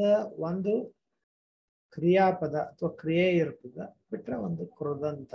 ಇವು ಎರಡೂ ಪದಗಳಿಂದ ಕೂಡಿಯಾದ ಸಮಾಸವೇ ಕ್ರಿಯಾ ಸಮಾಸ ಅಂತ ನಾವು ಕರಿತೀವಿ. ಕ್ರಿಯಾ ಸಮಾಸವಾಗಬೇಕಾದರೆ ಪೂರ್ವ ಪದದಲ್ಲಿ ನಾಮವಾಚಕ ಪದ ಇರ್ತದ, ಉತ್ತರ ಪದದಲ್ಲಿ ಕ್ರಿಯೆ ಅಥವಾ ಕೃದಂತಗಳಿಂದ ಕೂಡಿಯಾದ ಸಮಾಸವನ್ನೇ ನಾವು ಕ್ರಿಯಾ ಸಮಾಸ.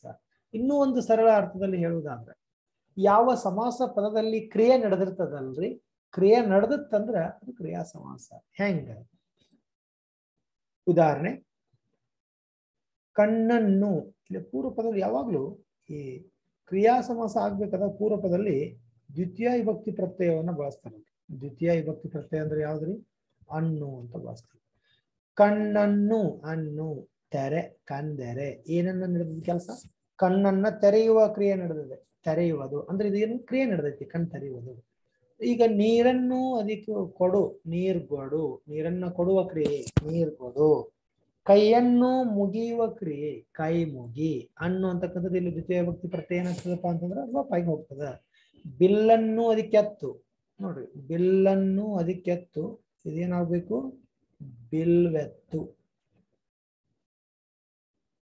ಬಿಲ್ವೆತ್ತು ಆಗ್ಬೇಕು. ಬಿಲ್ಲನ್ನು ಅದಕ್ಕೆ ಎತ್ತು, ಬಿಲ್ವೆತ್ತು. ಕೈಯನ್ನು ಅದಕ್ಕೆ ಕೊಟ್ಟನು, ಏನ್ ಕೊಟ್ಟವ? ಕೈ ಕೊಟ್ಟನು. ಮಣಿಯನ್ನು ಅದಕ್ಕೆ ಹತ್ತು, ಮಣಿ ಹತ್ತು. ಮೈಯನ್ನು ಅದಕ್ಕೆ ಮುಚ್ಚಿ, ಮೈ ಮುಚ್ಚಿ. ಮೈಯನ್ನು ಅದಕ್ಕೆ ತಡವಿ, ಮೈ ದಡವಿ. ಹುಲ್ಲಿನಿಂದ ಅದಕ್ಕೆ ಕುಡಿ, ನೋಡಿ ಇಲ್ಲಿ ಹಾಲಿನಿಂದ, ಹುಲ್ಲಿನಿಂದ ಅಲ್ಲ ಹಾಲಿನಿಂದ ಅದಕ್ಕೆ ಕುಡಿ, ಹಾಲು ಕುಡಿ. ಯಾಕಂದ್ರೆ ಇಲ್ಲಿ ಇದ್ದ ಅಂತಕ್ಕಂಥ ವಿಭಕ್ತಿ ಪ್ರತ್ಯಯ ಬಳಸಿದ್ದಾರೆ. ಅಂದ್ರೆ ಉತ್ತರ ಪದದಲ್ಲಿ ಏನಿರ್ಬೇಕು? ನಾಮಪದ ಅಂತಕ್ಕಂಥದ್ದು. ಮುಂದ ಕ್ರಿಯೆ, ಕುಡಿಯುವುದೊಂದು ಕ್ರಿಯೆ ಇರುತ್ತೆ. ಹಾಲನ್ನು ಕುಡಿ, ಹಾಲು ಕುಡಿ ಅಂತ ಹೇಳ್ಬೇಕು. ಹಾಲನ್ನು ಬಳಸ್ಬೇಕು.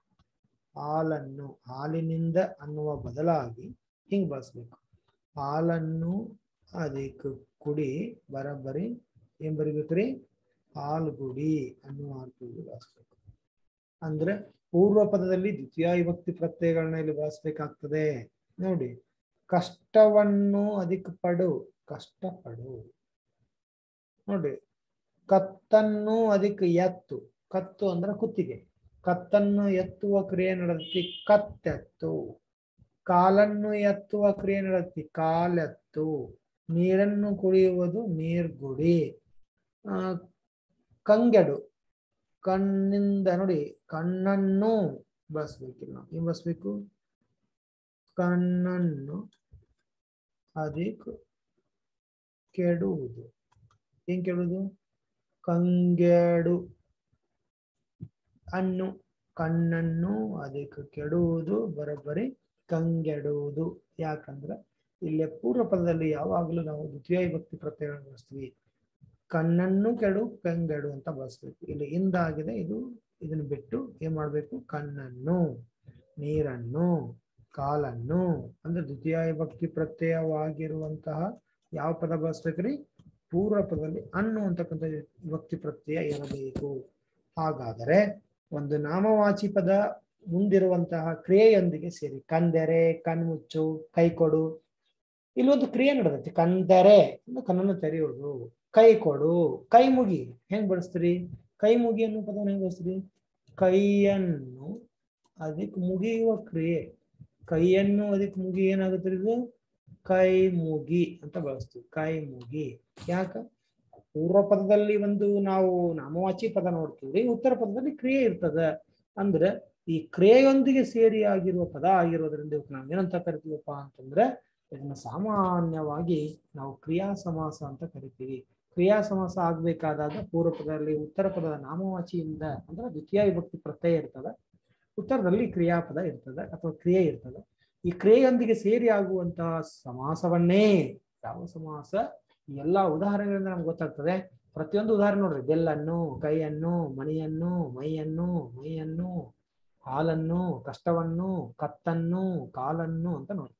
ಅಂದ್ರೆ ಪೂರ್ವ ಪದದಲ್ಲಿ ಭಕ್ತಿ ಪ್ರತ್ಯಯಗಳಿಂದ ಕೂಡಿರುವಂಥದ್ದು. ಹಾಗಾಗಿ ಇದನ್ನ ನಾವು ಸಾಮಾನ್ಯವಾಗಿ ಅಂತೀವಿ ಕ್ರಿಯಾ ಸಮಾಸ ಅಂತ ಕರಿತೀವಿ.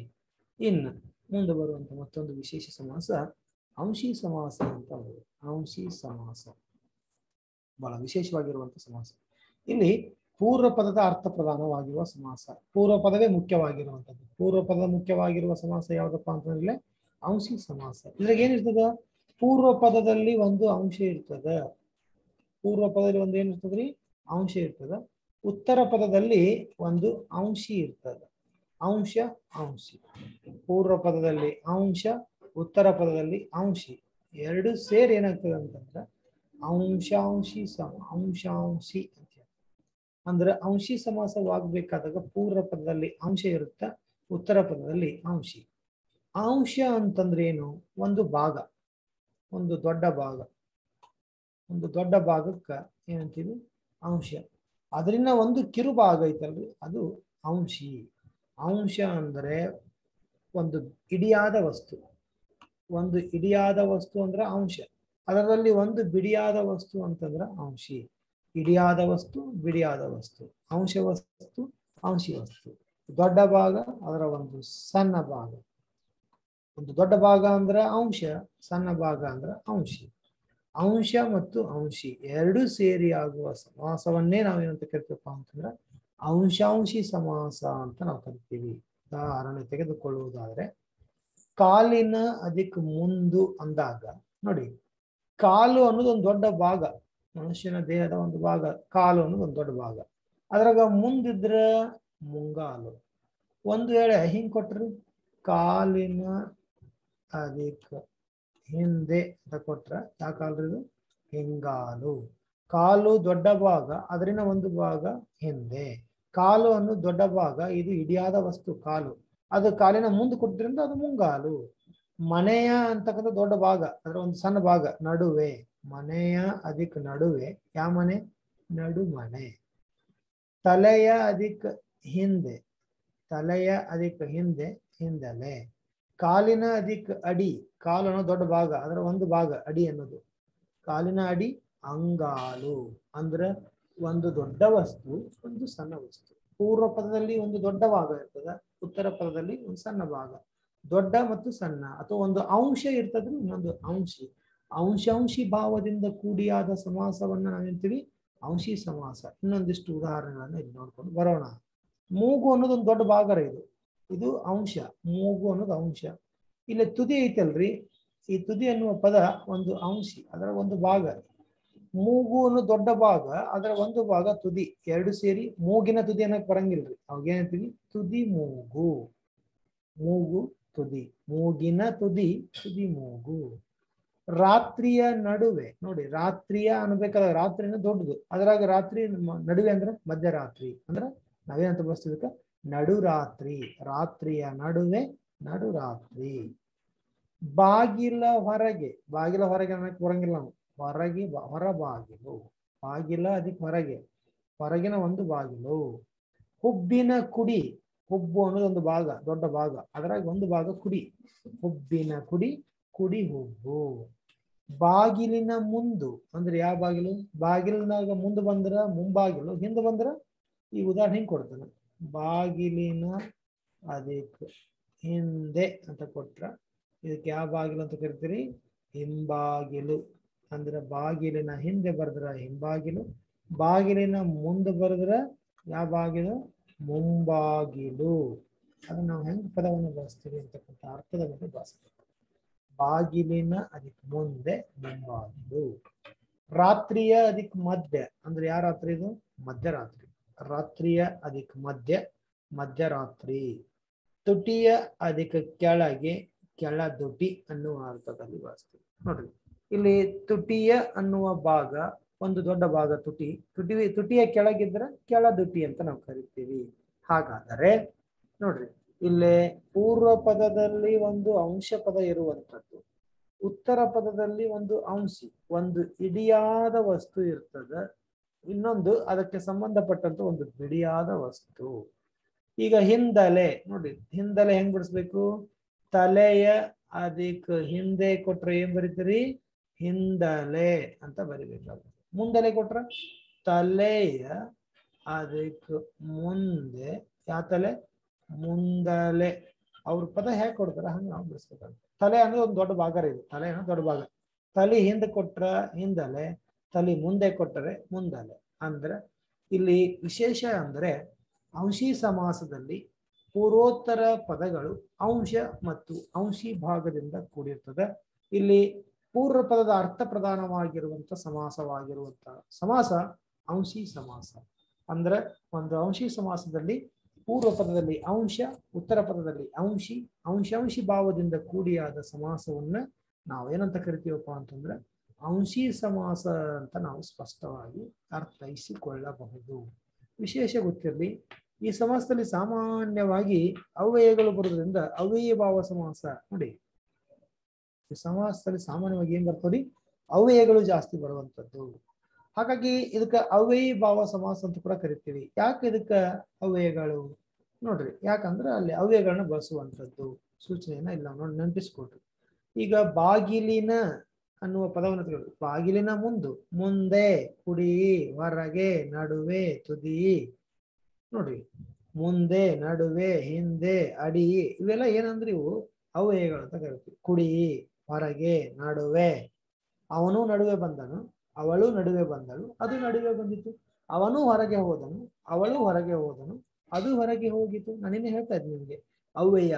ಹಾಗಾದ್ರೆ ನಾಮಪದ, ಕ್ರಿಯಾಪದ, ಲಿಂಗ ವಚನಗಳಂತೆ ರೂಪಭೇದವನ್ನ ಹೊಂದದೆ ಒಂದೇ ರೀತಿಯಾಗಿ ಬಳಸುವ ಪದಗಳಿಗೆ ಅವ್ಯಯ ಅಂದ್ರೆ ಅವನು ಕೆಳಗೆ ಹೋದನು, ಅವಳು ಕೆಳಗೆ ಹೋದಳು, ಅದು ಕೆಳಗೆ ಹೋದಿತು. ಅವನು ಮಧ್ಯದಲ್ಲಿ ಬಂದನು, ಅವಳು ಮಧ್ಯದಲ್ಲಿ ಬಂದನು, ಅದು ಮಧ್ಯದಲ್ಲಿ ಬಂದಿತು. ಇವೆಲ್ಲ ಏನಿವು ಅವ್ಯಯ ಅಂತ ಕರಿತೀವಿ. ಹಾಗಾಗಿ ಇದಕ್ಕೆ ಒಂದು ಹೆಸರು ಐತ್ರಿ, ಅವ್ಯಯೀ ಭಾವ ಸಮಾಸ ಅಂತ ಕರಿತೀವಿ. ಹಾಗಾದ್ರೆ ಅವ್ಯಯೀ ಭಾವ ಸಮಾಸ ಎಂದು ಯಾವ ಸಮಾಸವನ್ನು ಕರೆಯುವರು ಅಂತ ಕೇಳಿದ್ರೆ, ಅಂಶಿ ಸಮಾಸಕ್ಕಿರುವ ಮತ್ತೊಂದು ವಿಶೇಷ ಹೆಸರು ಅವ್ಯಯೀ ಭಾವ ಸಮಾಸ. ಅವ್ಯಯಗಳನ್ನ ಬಳಸೋದ್ರಿಂದ ಈ ರೀತಿ ಬಳಸ್ತೀವಿ ಅಂತಕ್ಕಂಥದ್ದನ್ನ ತಾವು ಗಮನದಲ್ಲಿ ಇಟ್ಕೋಬೇಕು. ನೆಕ್ಸ್ಟ್ ಮುಂದೆ ಬರುವಂತದ್ದು ದ್ವಂದ್ವ ಅಂತಕ್ಕಂಥ ಒಂದು ವಿಶೇಷ ಸಮಾಸ. ದ್ವ ಅಂದ್ರೆ ಎಷ್ಟು? ಎರಡು. ದ್ವಂದ್ವ ಅಂದ್ರೆ ಎರಡೆರಡು ಹೇಳ್ತಾರೆ. ಎರಡು ಅಥವಾ ಹೆಚ್ಚು ನಾಮಪದಗಳು ಪ್ರಥಮ ವಿಭಕ್ತಿ ಸಹಯೋಗದಿಂದ ಕೂಡಿಯಾಗುವ ಸಮಾಸವೇ ದ್ವಂದ್ವ ಸಮಾಸ. ನೋಡ್ರಿ, ಇಲ್ಲಿ ಪೂರ್ವ ಮತ್ತು ಉತ್ತರ ಪದಗಳೆರಡರಲ್ಲಿಯೂ ಕೂಡ ಎರಡೆರಡು ಏನ್ ಬರ್ತಾವಪ್ಪ ಅಂತಂದ್ರೆ ನಾಮಪದಗಳು, ಎರಡು ನಾಮಪದಗಳು ಅಥವಾ ಎರಡಕ್ಕಿಂತ ಹೆಚ್ಚು ನಾಮಪದಗಳು ಸೇರಿ ಆಗುವಂತಹ ಒಂದು ಸಮಾಸಕ್ಕೆ ನಾವು ದ್ವಂದ್ವ ಅಂದ್ರೆ ಎರಡಕ್ಕಿಂತ ಹೆಚ್ಚು ಕೂಡ ಬಳಸಬಹುದು. ಉದಾಹರಣೆ ಹೇಗೆ ತಗೋಬಹುದು ನೋಡಿ, ಗ್ರಹವು ಅಧಿಕ್ ನಕ್ಷತ್ರವು. ಗ್ರಹವು ಅಂದಾಗ ಪ್ರಥಮ ವಿಭಕ್ತಿ ಪ್ರತ್ಯಯ ಐತಿ ನೋಡ್ರಿ, ಉ ಅಂತಕ್ಕಂಥದ್ದು ಪ್ರಥಮ ಉ. ಗ್ರಹವು ಉ ಐತಿಲ್ರಿ, ಗ್ರಹವು ಅಧಿಕ್ ನಕ್ಷತ್ರವು ಬರೋಬ್ಬರಿ ಗ್ರಹ ನಕ್ಷತ್ರಗಳು. ಯಾಕ? ಇದು ಒಂದು ನಾಮಪದ, ಇದು ಒಂದು ನಾಮಪದ, ಪೂರ್ವೋತ್ತರ ಪದಗಳು ನಾಮಪದಗಳು ಸೇರಿ ಸಮಾಸ ಪದವಾಗುವಾಗ ಇಲ್ಲಿ ವಿಭಕ್ತಿ ಪ್ರತ್ಯಯ ಏನಾಗ್ತದೆ, ಹೋಗ್ಬಿಡ್ತದ, ಅಂತಕ್ಕಂಥದ್ದು ಹೋಗ್ತದ. ಗ್ರಹವು ನಕ್ಷತ್ರವು ಗ್ರಹ ನಕ್ಷತ್ರವು ದ್ವಂದ್ವ. ದ್ವ ಐತಿ ನೋಡ್ರಿ, ಗ್ರಹ ಅನ್ನೋದು ಒಂದು ಪದ, ನಕ್ಷತ್ರ ಅನ್ನೋದು ಒಂದು ಪದ, ದ್ವಂದ್ವ. ಎರಡಕ್ಕಿಂತ ಹೆಚ್ಚು ನಾಮಪದಗಳು ಸೇರಿದ್ರು, ಎರಡು ಅಥವಾ ಎರಡಕ್ಕಿಂತ ಹೆಚ್ಚು ನಾಮಪದಗಳು ಇಲ್ಲಿ ಸೇರ್ತವ. ಹಾಗಾಗಿ ಇದನ್ನ ನಾವೇನಂತ ಕರಿತೀವಿ, ದ್ವಂದ್ವ ಸಮಾಸ ಅಂತ ಕರಿತೀವಿ. ಇನ್ನೊಂದಿದೆ ನೋಡಿ, ಸಿಂಹವು ಅದಕ್ಕೆ ಶಾರ್ದೂಲವು. ಸಿಂಹ ಶಾರ್ದೂಲಗಳು. ಸಿಂಹ ಗೊತ್ತಿದೆ. ಶಾರ್ದೂಲ ಅಂದ್ರೆ ಏನ್ರಿ? ಶಾರ್ದೂಲ ಅಂದ್ರೆ ಹುಲಿ ಅಂತಕ್ಕಂಥ ಅರ್ಥವನ್ನ ಕೊಡ್ತದ. ಸಿಂಹ ಮತ್ತು ಹುಲಿಗಳು ಕಾಡಿನಲ್ಲಿ ವಾಸವಾಗಿರುವಂತ ಪ್ರಾಣಿಗಳು. ಸಿಂಹ ಅದಕ್ಕೆ ಶಾರ್ದೂಲವು ಬರೋಬ್ಬರಿ ಸಿಂಹ ಶಾರ್ದೂಲ. ಹೊಲವು ಅದಕ್ಕೆ ಗದ್ದೆಯು ಹೊಲ ಗದ್ದೆಗಳು. ಎರಡಕ್ಕಿಂತ ಹೆಚ್ಚು ನಾಮಪದ. ಹೊಲನು ಮುಖ್ಯ, ಗದ್ದೆನೂ ಮುಖ್ಯ. ಇನ್ನೊಂದು ಗೊತ್ತಿರಲಿ, ಇಲ್ಲಿ ಈ ಒಂದು ಸಮಾಸದಲ್ಲಿ ಎಲ್ಲಾ ಪದಗಳ ಅರ್ಥ ಮುಖ್ಯವಾಗಿರ್ತದ. ಎಲ್ಲಾ ಪದಗಳ ಅರ್ಥ ಮುಖ್ಯವಾಗಿರುವಂತ ಸಮಾಸ. ಇಲ್ಲಿ ಪೂರ್ವ ಪದನ ಮುಖ್ಯ ಅಲ್ಲ, ಉತ್ತರ ಪದ ಮುಖ್ಯ ಅಲ್ಲ, ಎಲ್ಲಾ ಪದಗಳು ಮುಖ್ಯವಾಗಿರ್ತವ್ರಿ. ಅದಕ್ಕೆ ಇದು ಎಲ್ಲಾ ಪದಗಳ ಅರ್ಥ ಪ್ರಧಾನವಾದ ಸಮಾಸ ಯಾವ್ದಂತ ಕೇಳಿದ್ರೆ ದ್ವಂದ್ವ. ಹಂಗ ರಾಮನು ಅದಕ್ಕೆ ಲಕ್ಷ್ಮಣನು ಬರೋಬ್ಬರಿ ರಾಮ ಲಕ್ಷ್ಮಣರು. ರಾಮನು ಮುಖ್ಯ, ಲಕ್ಷ್ಮಣನು ಮುಖ್ಯ, ಎರಡು ನಾಮಪದಗಳೇ. ಹೀಗಾಗಿ ರಾಮ ಲಕ್ಷ್ಮಣ. ಸುಖವು ಅದಕ್ಕೆ ದುಃಖವು, ಸುಖ ದುಃಖಗಳು. ನೋಡ್ರಿ, ಇಲ್ಲಿ ಫಲವು ಆಗ್ಬೇಕು, ಇಲ್ಲ ಫಲವು ಅದಕ್ಕೆ ಪುಷ್ಪವು ಫಲ ಪುಷ್ಪಗಳು. ಹಣ್ಣು ಅದಕ್ಕೆ ಕಾಯಿಯು ಹಣ್ಣುಗಳು. ಅದಕ್ಕೆ ಹಣ್ಣು ಅದಕ್ಕೆ ಕಾಯಿಯು ಬರೋಬ್ಬರಿ ಹಣ್ಣು ಕಾಯಿ. ಕೈಯು ಅದಕ್ಕೆ ಕಾಲು ಕೈ ಕಾಲುಗಳು, ಕೈ ಕಾಲುಗಳು. ಇನ್ನೊಂದು ಉದಾಹರಣೆ ಏನು ನೋಡ್ರಿ, ದೀನನು ಅದಕ್ಕೆ ಅನಾಥನು ದೀನಾನಾಥನು. ಗಿಡವು ಅದಕ್ಕೆ ಮರವು ಅದಕ್ಕೆ ಬಳ್ಳಿ. ಮೋಸ್ಟ್ 3 ಪದ ಅದ ನೋಡ್ರಿ, ಗಿಡ ಮರ ಬಳ್ಳಿ. ಅಷ್ಟು ಮುಖ್ಯವಾಗ್ತದೆ ಗಿಡ ಮರ ಬಳ್ಳಿಗಳು. ಆನೆಯು ಕುದುರೆಯು ಒಂಟೆಯು ಅಂದ್ರೆ ಆನೆ ಕುದುರೆ ಒಂಟೆಗಳು ಎಲ್ಲ ಮುಖ್ಯವಾಗಿರುತ್ತೆ. ಸೂರ್ಯನು ಚಂದ್ರನು ನಕ್ಷತ್ರವು, ಸೂರ್ಯ ಚಂದ್ರ ನಕ್ಷತ್ರಗಳು ಅಷ್ಟು ಮುಖ್ಯವಾಗಿರುವಂಥದ್ದು.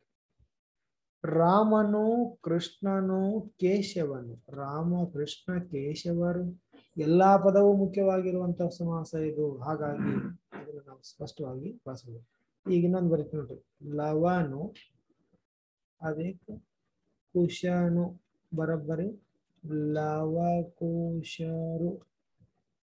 ಭೀಮನು ಅದಕ್ಕೆ ಅರ್ಜುನನು ಬರೋಬ್ಬರಿ ಭೀಮಾರ್ಜುನರು. ಭೀಮನು ಮುಖ್ಯ, ಅರ್ಜುನನು ಮುಖ್ಯ, ಅದಕ್ಕೆ ಭೀಮಾರ್ಜುನರು ಅಂತ ಕರಿತೀವಿ. ಲವನು ಮುಖ್ಯ, ಕುಶನು ಮುಖ್ಯ, ಲವಕುಶರು ಅಂತ ಕರಿತೀವಿ.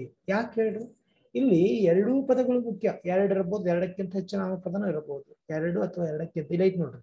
ಈಗ ಗಿಡನ ಐತಿ, ಮರನ ಐತಿ, ಬಳ್ಳಿನ ಐತಿ, 3 ಪದ ಬಂದು ಎರಡು ಅಥವಾ ಎರಡಕ್ಕಿಂತ ಹೆಚ್ಚು ನಾಮಪದಗಳು ಸೇರಿ ಸಮಾಸ ಪದವಾಗುವಾಗ ಎಲ್ಲಾ ಪದದ ಅರ್ಥ ಪ್ರಧಾನವಾಗಿರುವ ಸಮಾಸ. ಗ್ರಹ ನಕ್ಷತ್ರ ಒಂದೇ ಮುಖ್ಯ ಅಲ್ಲ, ಗ್ರಹವೂ ಮುಖ್ಯ, ನಕ್ಷತ್ರ ಮುಖ್ಯ. ಆನೆ ಕುದುರೆ ಒಂಟೆ, ಯುದ್ಧ ಮಾಡಕ್ ಆನೆನೂ ಮುಖ್ಯ, ಕುದುರೆಯೂ ಮುಖ್ಯ, ಒಂಟೆನೂ ಮುಖ್ಯ. ನಕುಲ ಸಹದೇವ, ನಕುಲನು ಮುಖ್ಯ, ಸಹದೇವನು ಮುಖ್ಯ. ಸೂರ್ಯ ಚಂದ್ರ ನಕ್ಷತ್ರಗಳು ಅಂದಾಗ ಸೂರ್ಯನು ಮುಖ್ಯ, ಚಂದ್ರನು ಮುಖ್ಯ, ನಕ್ಷತ್ರನು ಮುಖ್ಯ. ಸೂರ್ಯ ಚಂದ್ರ ನಕ್ಷತ್ರಾದಿಗಳು. ಇನ್ನೊಂದು ಬರೀತೀನಿ ನೋಡಿ ಉದಾಹರಣೆ ಹೆಂಗ. ಆಟ ಪಾಠ ಕೂಟಂಗಳ್. ಆಟವು ಅಧಿಕ ಪಾಠವು ಅಧಿಕ ಆಟವು ಅಧಿಕ ಪಾಠವು ಅಧಿಕ ಕೂಟವು. ಅಂದ್ರ ಆಟ ಪಾಠ ಕೂಟಂಗಳು ನೋಡಿ ಎಲ್ಲ ಮುಖ್ಯ. ಆಟನೂ ಮುಖ್ಯ, ಪಾಠನೂ ಮುಖ್ಯ, ಕೂಟನೂ ಮುಖ್ಯ. ಎಲ್ಲವೂ ಮುಖ್ಯವಾಗಿರೋದ್ರಿಂದ ಇದಕ್ಕ ಎರಡಕ್ಕಿಂತ ಹೆಚ್ಚು ನಾಮಪದಗಳು ಸೇರಿ ಸಮಾಸವಾಗುವಾಗ ಎಲ್ಲಾ ಪದಗಳ ಅರ್ಥ ಪ್ರಧಾನವಾಗಿರುವ ಸಮಾಸವೇ ಯಾವ ಸಮಾಸ? ಇದನ್ನು ನಾವು ಸಾಮಾನ್ಯವಾಗಿ ದ್ವಂದ್ವ ಸಮಾಸ ಅಂತ ಕರಿತೀವಿ. ದ್ವ ಅಂದ್ರೆ ಎರಡು ಅಥವಾ ಎರಡಕ್ಕಿಂತ ಹೆಚ್ಚು ನಾಮಪದಗಳು ಇಲ್ಲಿ ಇರ್ತಾವ ಅಂತಕ್ಕಂಥದ್ದು. ಇನ್ನು ಬಹುರ್ವಿಹಿ ಸಮಾಸ ಹೇಗಿರ್ತದೆ ನೋಡಿ. ಬಹುರ್ವಿಹಿ ಸಮಾಸ ನಾಮಪದಗಳು ಸೇರಿ ಸಮಾಸವಾಗುವಾಗ ಬೇರೊಂದು ಪದದ ಅರ್ಥ ಪ್ರಧಾನವಾಗಿರುವ ಸಮಾಸ. ನೋಡಿ, ಎರಡು ಅಥವಾ ಎರಡಕ್ಕಿಂತ ಹೆಚ್ಚು ನಾಮಪದಗಳು ಇರ್ತಾವ್ರಿ. ಸಮಾಸ ಆಗುವಾಗ ಬೇರೊಂದು ಪದದ ಪ್ರಧಾನ. ನೋಡಿ, ಎರಡೂ ಪದಗಳ ಅರ್ಥ ಪ್ರಧಾನವಾದ ಸಮಾಸ ಅಂದ್ರೆ ದ್ವಂದ್ವ ಅಂತ ಓದಿದ್ವಿ. ಈಗ ಬೇರೊಂದು ಪದದ ಅರ್ಥ ಪ್ರಧಾನ ಒಂದು ಹೊರಗಿಂದೊಂದು ಪದ ಬರ್ತದ, ಬೇರೊಂದು ಪದ ಬರ್ತದ. ಬೇರೊಂದು ಪದದ ಅರ್ಥ ಪ್ರಧಾನವಾಗಿರುವ ಬೇರೆ ಪದದ ಅರ್ಥ ಪ್ರಧಾನವಾಗಿರುವ ಸಮಾಸ ಅಂದ್ರೆ ಯಾವ್ದಂದ್ರ ಬಹುರ್ವಿಹಿ ಸಮಾಸ. ಬೇರೊಂದು ಪದದ ಅರ್ಥ ಪ್ರಧಾನವಾದ ಸಮಾಸವನ್ನೇ ಬಹುರ್ವಿಹಿ ಸಮಾಸ ಅಂತ ಕರಿತೀವಿ. ಇದನ್ನು ಸ್ಪಷ್ಟವಾಗಿ ತಾವೆಲ್ಲ ಗಮನಿಸಬೇಕು. ಹೆಂಗ್ ಬಹುರ್ವಿಹಿ ಸಮಾಸ ಇರ್ತದ ನೋಡಿ. ಇಲ್ಲಿ ಉಳ್ಳದು, ಅವನು, ಯಾವನಿಗೋ, ಯಾವಳಿಗೋ, ಯಾವುದೇ ಎಂಬ ಸಹಾಯಕ ಪದಗಳನ್ನ ಬಳಸಿದ್ರೆ ಅರ್ಥ ಸ್ಪಷ್ಟವಾಗ್ತದೆ. ಇವನು ಬಿಡಿಸ್ಬೇಕಾದಾಗ ನಾವು ಹೀಗೆ ಬಿಡಿಸ್ಬೇಕು. ಹೆಂಗ? ಮೂರು ಅಧಿಕ್ ಕಣ್ಣನ್ನು ಅಧಿಕ್ ಉಳ್ಳವನು ಅಧಿಕ್ ಯಾವನೋ ಅವನೇ ಯಾರಪ್ಪ? ಮುಕ್ಕಣ್ಣ. ಮುಕ್ಕಣ್ಣ ಅಂದ್ರೆ ಯಾರು? ಈಶ್ವರ ಅಥವಾ ಶಿವ ಅಂತಕ್ಕಂಥ ಅರ್ಥದಲ್ಲಿ ನಾವು ಬಳಸ್ತೀವಿ. ಹಾಗಾದ್ರೆ ಇಲ್ಲಿ ಬೇರೊಂದು ಪದ ಯಾವ್ದಿಲ್ಲ? ಈಶ್ವರ ಅನ್ನೋ ಪದಕ್ಕೆ ಅಥವಾ ಶಿವ ಅನ್ನೋ ಪದಕ್ಕೆ ಮುಕ್ಕಣ್ಣ ಪದದ ಸಮಾನಾರ್ಥಕ ಪದ ಶಿವ ಅಥವಾ ಈಶ್ವರ ಅಂತ ಕರಿತೀವಿ. ಹಂಗಾರ ಮೂರು ಕಣ್ಣು ಉಳ್ಳವನು ಮುಕ್ಕಣ್ಣ ಅಷ್ಟ ಬರ್ದಿಲ್ಲ. ನಾವು ಏನ್ ಬರ್ದೀವಿ? ಮುಕ್ಕಣ್ಣಿಗೆ ಇನ್ನೊಂದು ಹೆಸರೇನ್ರಿ? ಈಶ್ವರ, ಶಿವ ಅನ್ನೋ ಅರ್ಥದಲ್ಲಿ ಬಳಸ್ತೀವಿ. ಇಲ್ಲಿ ಬೇರೆ ಪದ ಯಾವ್ದಂದ್ರೆ ಶಿವ ಅನ್ನೋದು ಅಥವಾ ಈಶ್ವರ ಅನ್ನೋ ಪದವನ್ನು ಬಳಸಿದ್ವಿ. ಹಂಗ ಆನೆಯಂತ ಅಧಿಕ್ ಮುಖವನ್ನು ಅಧಿಕ್ ಉಳ್ಳವ ಅಧಿಕ್ ಯಾರೋ. ಆನೆ ಮುಖ ಯಾರಿಗೆ ಐತ್ರಿ? ಗಣೇಶನಿಗೆ ಐತಿ. ಹಾಗಾದ್ರೆ ಏನಂತ ಕರಿತೀವಿ? ಅವನಿಗೆ ಗಜಾನನ. ಗಜದ ಮುಖವನ್ನು ಉಳ್ಳವನು ಯಾವನೋ ಅವನು ಗಜಾನನ ಹಂಗೂ ಕರಿಬಹುದು. ಅಥವಾ ಆನೆಯ ಮುಖವನ್ನು ಉಳ್ಳವನು ಯಾವನೋ ಅವನೇ ಗಜಾನನ. ಅಂದ್ರೆ ಯಾರಿವ? ಬೇರೆ ಪದ ಯಾವ್ದ್ರಿ? ಗಣೇಶ. ಹಂಗ ಸಿಂಹವನ್ನು ವಾಹನವಾಗಿ ಉಳ್ಳವಳು ಯಾರೋ. ಯಾರು ಸಿಂಹವನ್ನ ವಾಹನವಾಗಿ ಬಳಸ್ತಾರೋ ಅವಳು ಯಾರು? ಸಿಂಹವಾಹಿನಿ. ಅಂದ್ರೆ ಯಾರಿಕೆ? ಪಾರ್ವತಿ. ಪಾರ್ವತಿಗೆ ಯಾವ ವಾಹಿನಿ ಅಂತ ಕರಿತೀವಿ? ಸಿಂಹವಾಹಿನಿ. ಅಂದ್ರೆ ಸಿಂಹವನ್ನ ತನ್ನ ವಾಹನವಾಗಿ ಉಳ್ಳವಳು. ಇಲ್ಲ ಮೂಷಕ. ಮೂಷಕ ಅಂದ್ರೆ ಇಲಿ. ನಿಮ್ಗೆಲ್ಲ ಗೊತ್ತಿರುವಂತ ಪದ ಈ ಇಲಿ. ಮೂಷಕವನ್ನ ವಾಹನವಾಗಿ ಉಳ್ಳವನು ಯಾವನು ಅವನ ಮೂಷಿಕ ವಾಹನ. ಅಂದ್ರೆ ಯಾರು? ಗಣೇಶ. ಹೊಸ ಪದ, ಬೇರೊಂದು ಪದ ಗಣೇಶ. ಆರು ಮುಖವುಳ್ಳವನು ಯಾರು? ಅವನೇ ಷಣ್ಮುಖ. ಆರು ಮುಖವನ್ನು ಉಳ್ಳವ ಯಾರು? ಷಣ್ಮುಖ. ಇನ್ನೊಂದು ಅರ್ಥದಲ್ಲಿ ಸುಬ್ರಹ್ಮಣ್ಯ ಅನ್ನುವ ಅರ್ಥದಲ್ಲಿ ಬಳಸುವಂಥದ್ದು. ಹಣೆಯಲ್ಲಿ ಕಣ್ಣನ್ನು ಉಳ್ಳವನು ಯಾವರು? ಉಳ್ಳವನು. ಹಣೆಯಲ್ಲಿ ಕಣ್ಣನ್ನು ಉಳ್ಳವನು ಯಾರೋ ಅವನೇ ಹಣೆಗಣ್ಣ. ಅಂದ್ರೆ ಯಾರ್ರಿ? ಈಶ್ವರ ಅಂತಕ್ಕಂಥ ಅರ್ಥದಲ್ಲಿ ಅದನ್ನ ನಾವು ಬಳಸ್ತೀವಿ. ಹರಿಣಿಯಂತ ಮುಖವುಳ್ಳವಳು ಯಾರೋ ಅವಳು ಹರಿಣಮುಖಿ. ಅಂದ್ರ ಹರಿಣಿ ಅಂದ್ರೆ ಜಿಂಕೆ. ಜಿಂಕೆಯಂತ ಮುಖವನ್ನು ಉಳ್ಳವಳು ಯಾವಳು ಅವಳು ಹರಿಣಮುಖಿ. ಅಂದ್ರೆ ಯಾರಕ್ಕೆ? ಶಕುಂತಲೆ.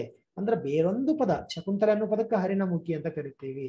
ಇಲ್ಲೇ ನಿಮ್ಗೆ ಗೊತ್ತಿರುವ ಹಾಗೆ ಇನ್ನೊಂದಿಷ್ಟು ಉದಾಹರಣೆಗಳು ನಮ್ಮ ವ್ಯಾಕರಣಕಾರ ಕೊಡ್ತಾರೆ. ನೀವೆಲ್ಲ ಗೊತ್ತಿರಬೇಕು. ಈ ಉರಗ ಪತಾಕ ಅಂತ ನೀವೆಲ್ಲ ಓದ್ತೀರಿ. ಉರಗ ಪತಾಕ ಅಂದ್ರೆ ಏನ್ರಿ? ಹಾವಿನ ಸಂಕೇತವನ್ನ ಧ್ವಜದಲ್ಲಿ ಉಳ್ಳವ ಯಾರ್ರಿ? ದುರ್ಯೋಧನ. ಹಾಗಾದ್ರೆ ದುರ್ಯೋಧನ ಅನ್ನೋ ಪದ ಐತಲ್ರಿ, ಇವಾಗ ಹೆಸರು ಉರಗ ಪತಾಕ.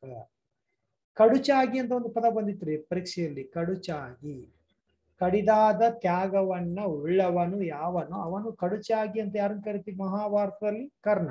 ಆತ ಯಾವಾಗಲೂ ತ್ಯಾಗ ಮಾಡ್ಲಿಕ್ಕೆ ಸಿದ್ಧ ಕರ್ಣ, ಹಾಗಾಗಿ ಕಡುಚಾಗಿ ಅಂತ ಕರಿತೀವಿ. ಹಂಗ ನೀಲಿ ಬಣ್ಣದ ಕುತ್ತಿಗೆಯನ್ನ ಉಳ್ಳವನು ಯಾವನು ಅವನು ಯಾರಪ್ಪ ಅಂತಂದ್ರ ನೀಲಕಂಠ. ಯಾಕಂಠ ಈತ?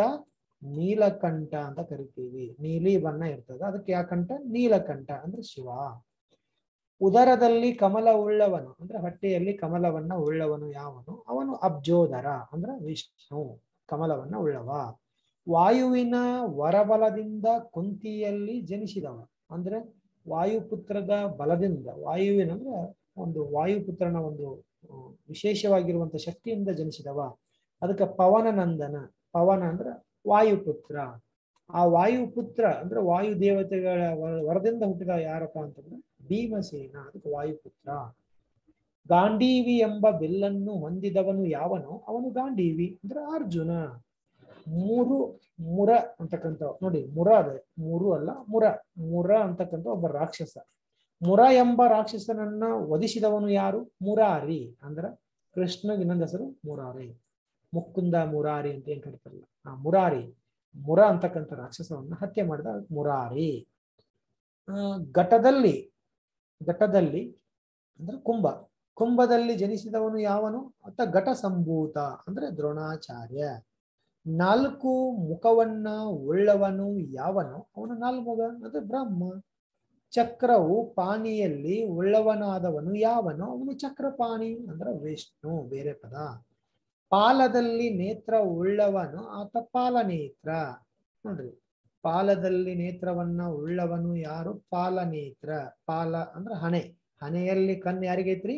ಶಿವನಿಗಿದೆ, ಅದಕ್ಕೆ ಪಾಲನೇತ್ರ ಅಂತಕ್ಕಂಥ ಅರ್ಥದಲ್ಲಿ. ಧನಜರಿಪು ಇನತನುಜ. ಇನ ಅಂದ್ರೆ ಸೂರ್ಯನನ್ನ ಇನತನುಜ ಅಂದ್ರೆ ಸೂರ್ಯಪುತ್ರ ಯಾವನು ಅವನು ಸೂರ್ಯಪುತ್ರ ಅಂದ್ರೆ ಕರ್ಣ.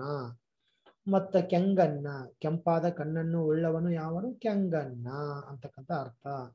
ಕೇಶಾಕೇಶಿ, ಕೇಶದಲ್ಲಿ ನೋಡ್ರಿ ಕೇಶಾಕೇಶಿ ಕೂದಲುಗಳನ್ನ ಅಲಂಕಾರ ಮಾಡಿಕೊಂಡವನು ಅವನು ಕೇಶಾಕೇಶಿ. ಕಮಲಾಸನ, ಕಮಲದಂತ ಏನು ಕಮಲಾನನ ಆಗ್ಬೇಕು, ಕಮಲದಂತ ಮುಖವುಳ್ಳವನು ಅಂತ ಅರ್ಥ. 4 ಮುಖವುಳ್ಳವ ಯಾರು?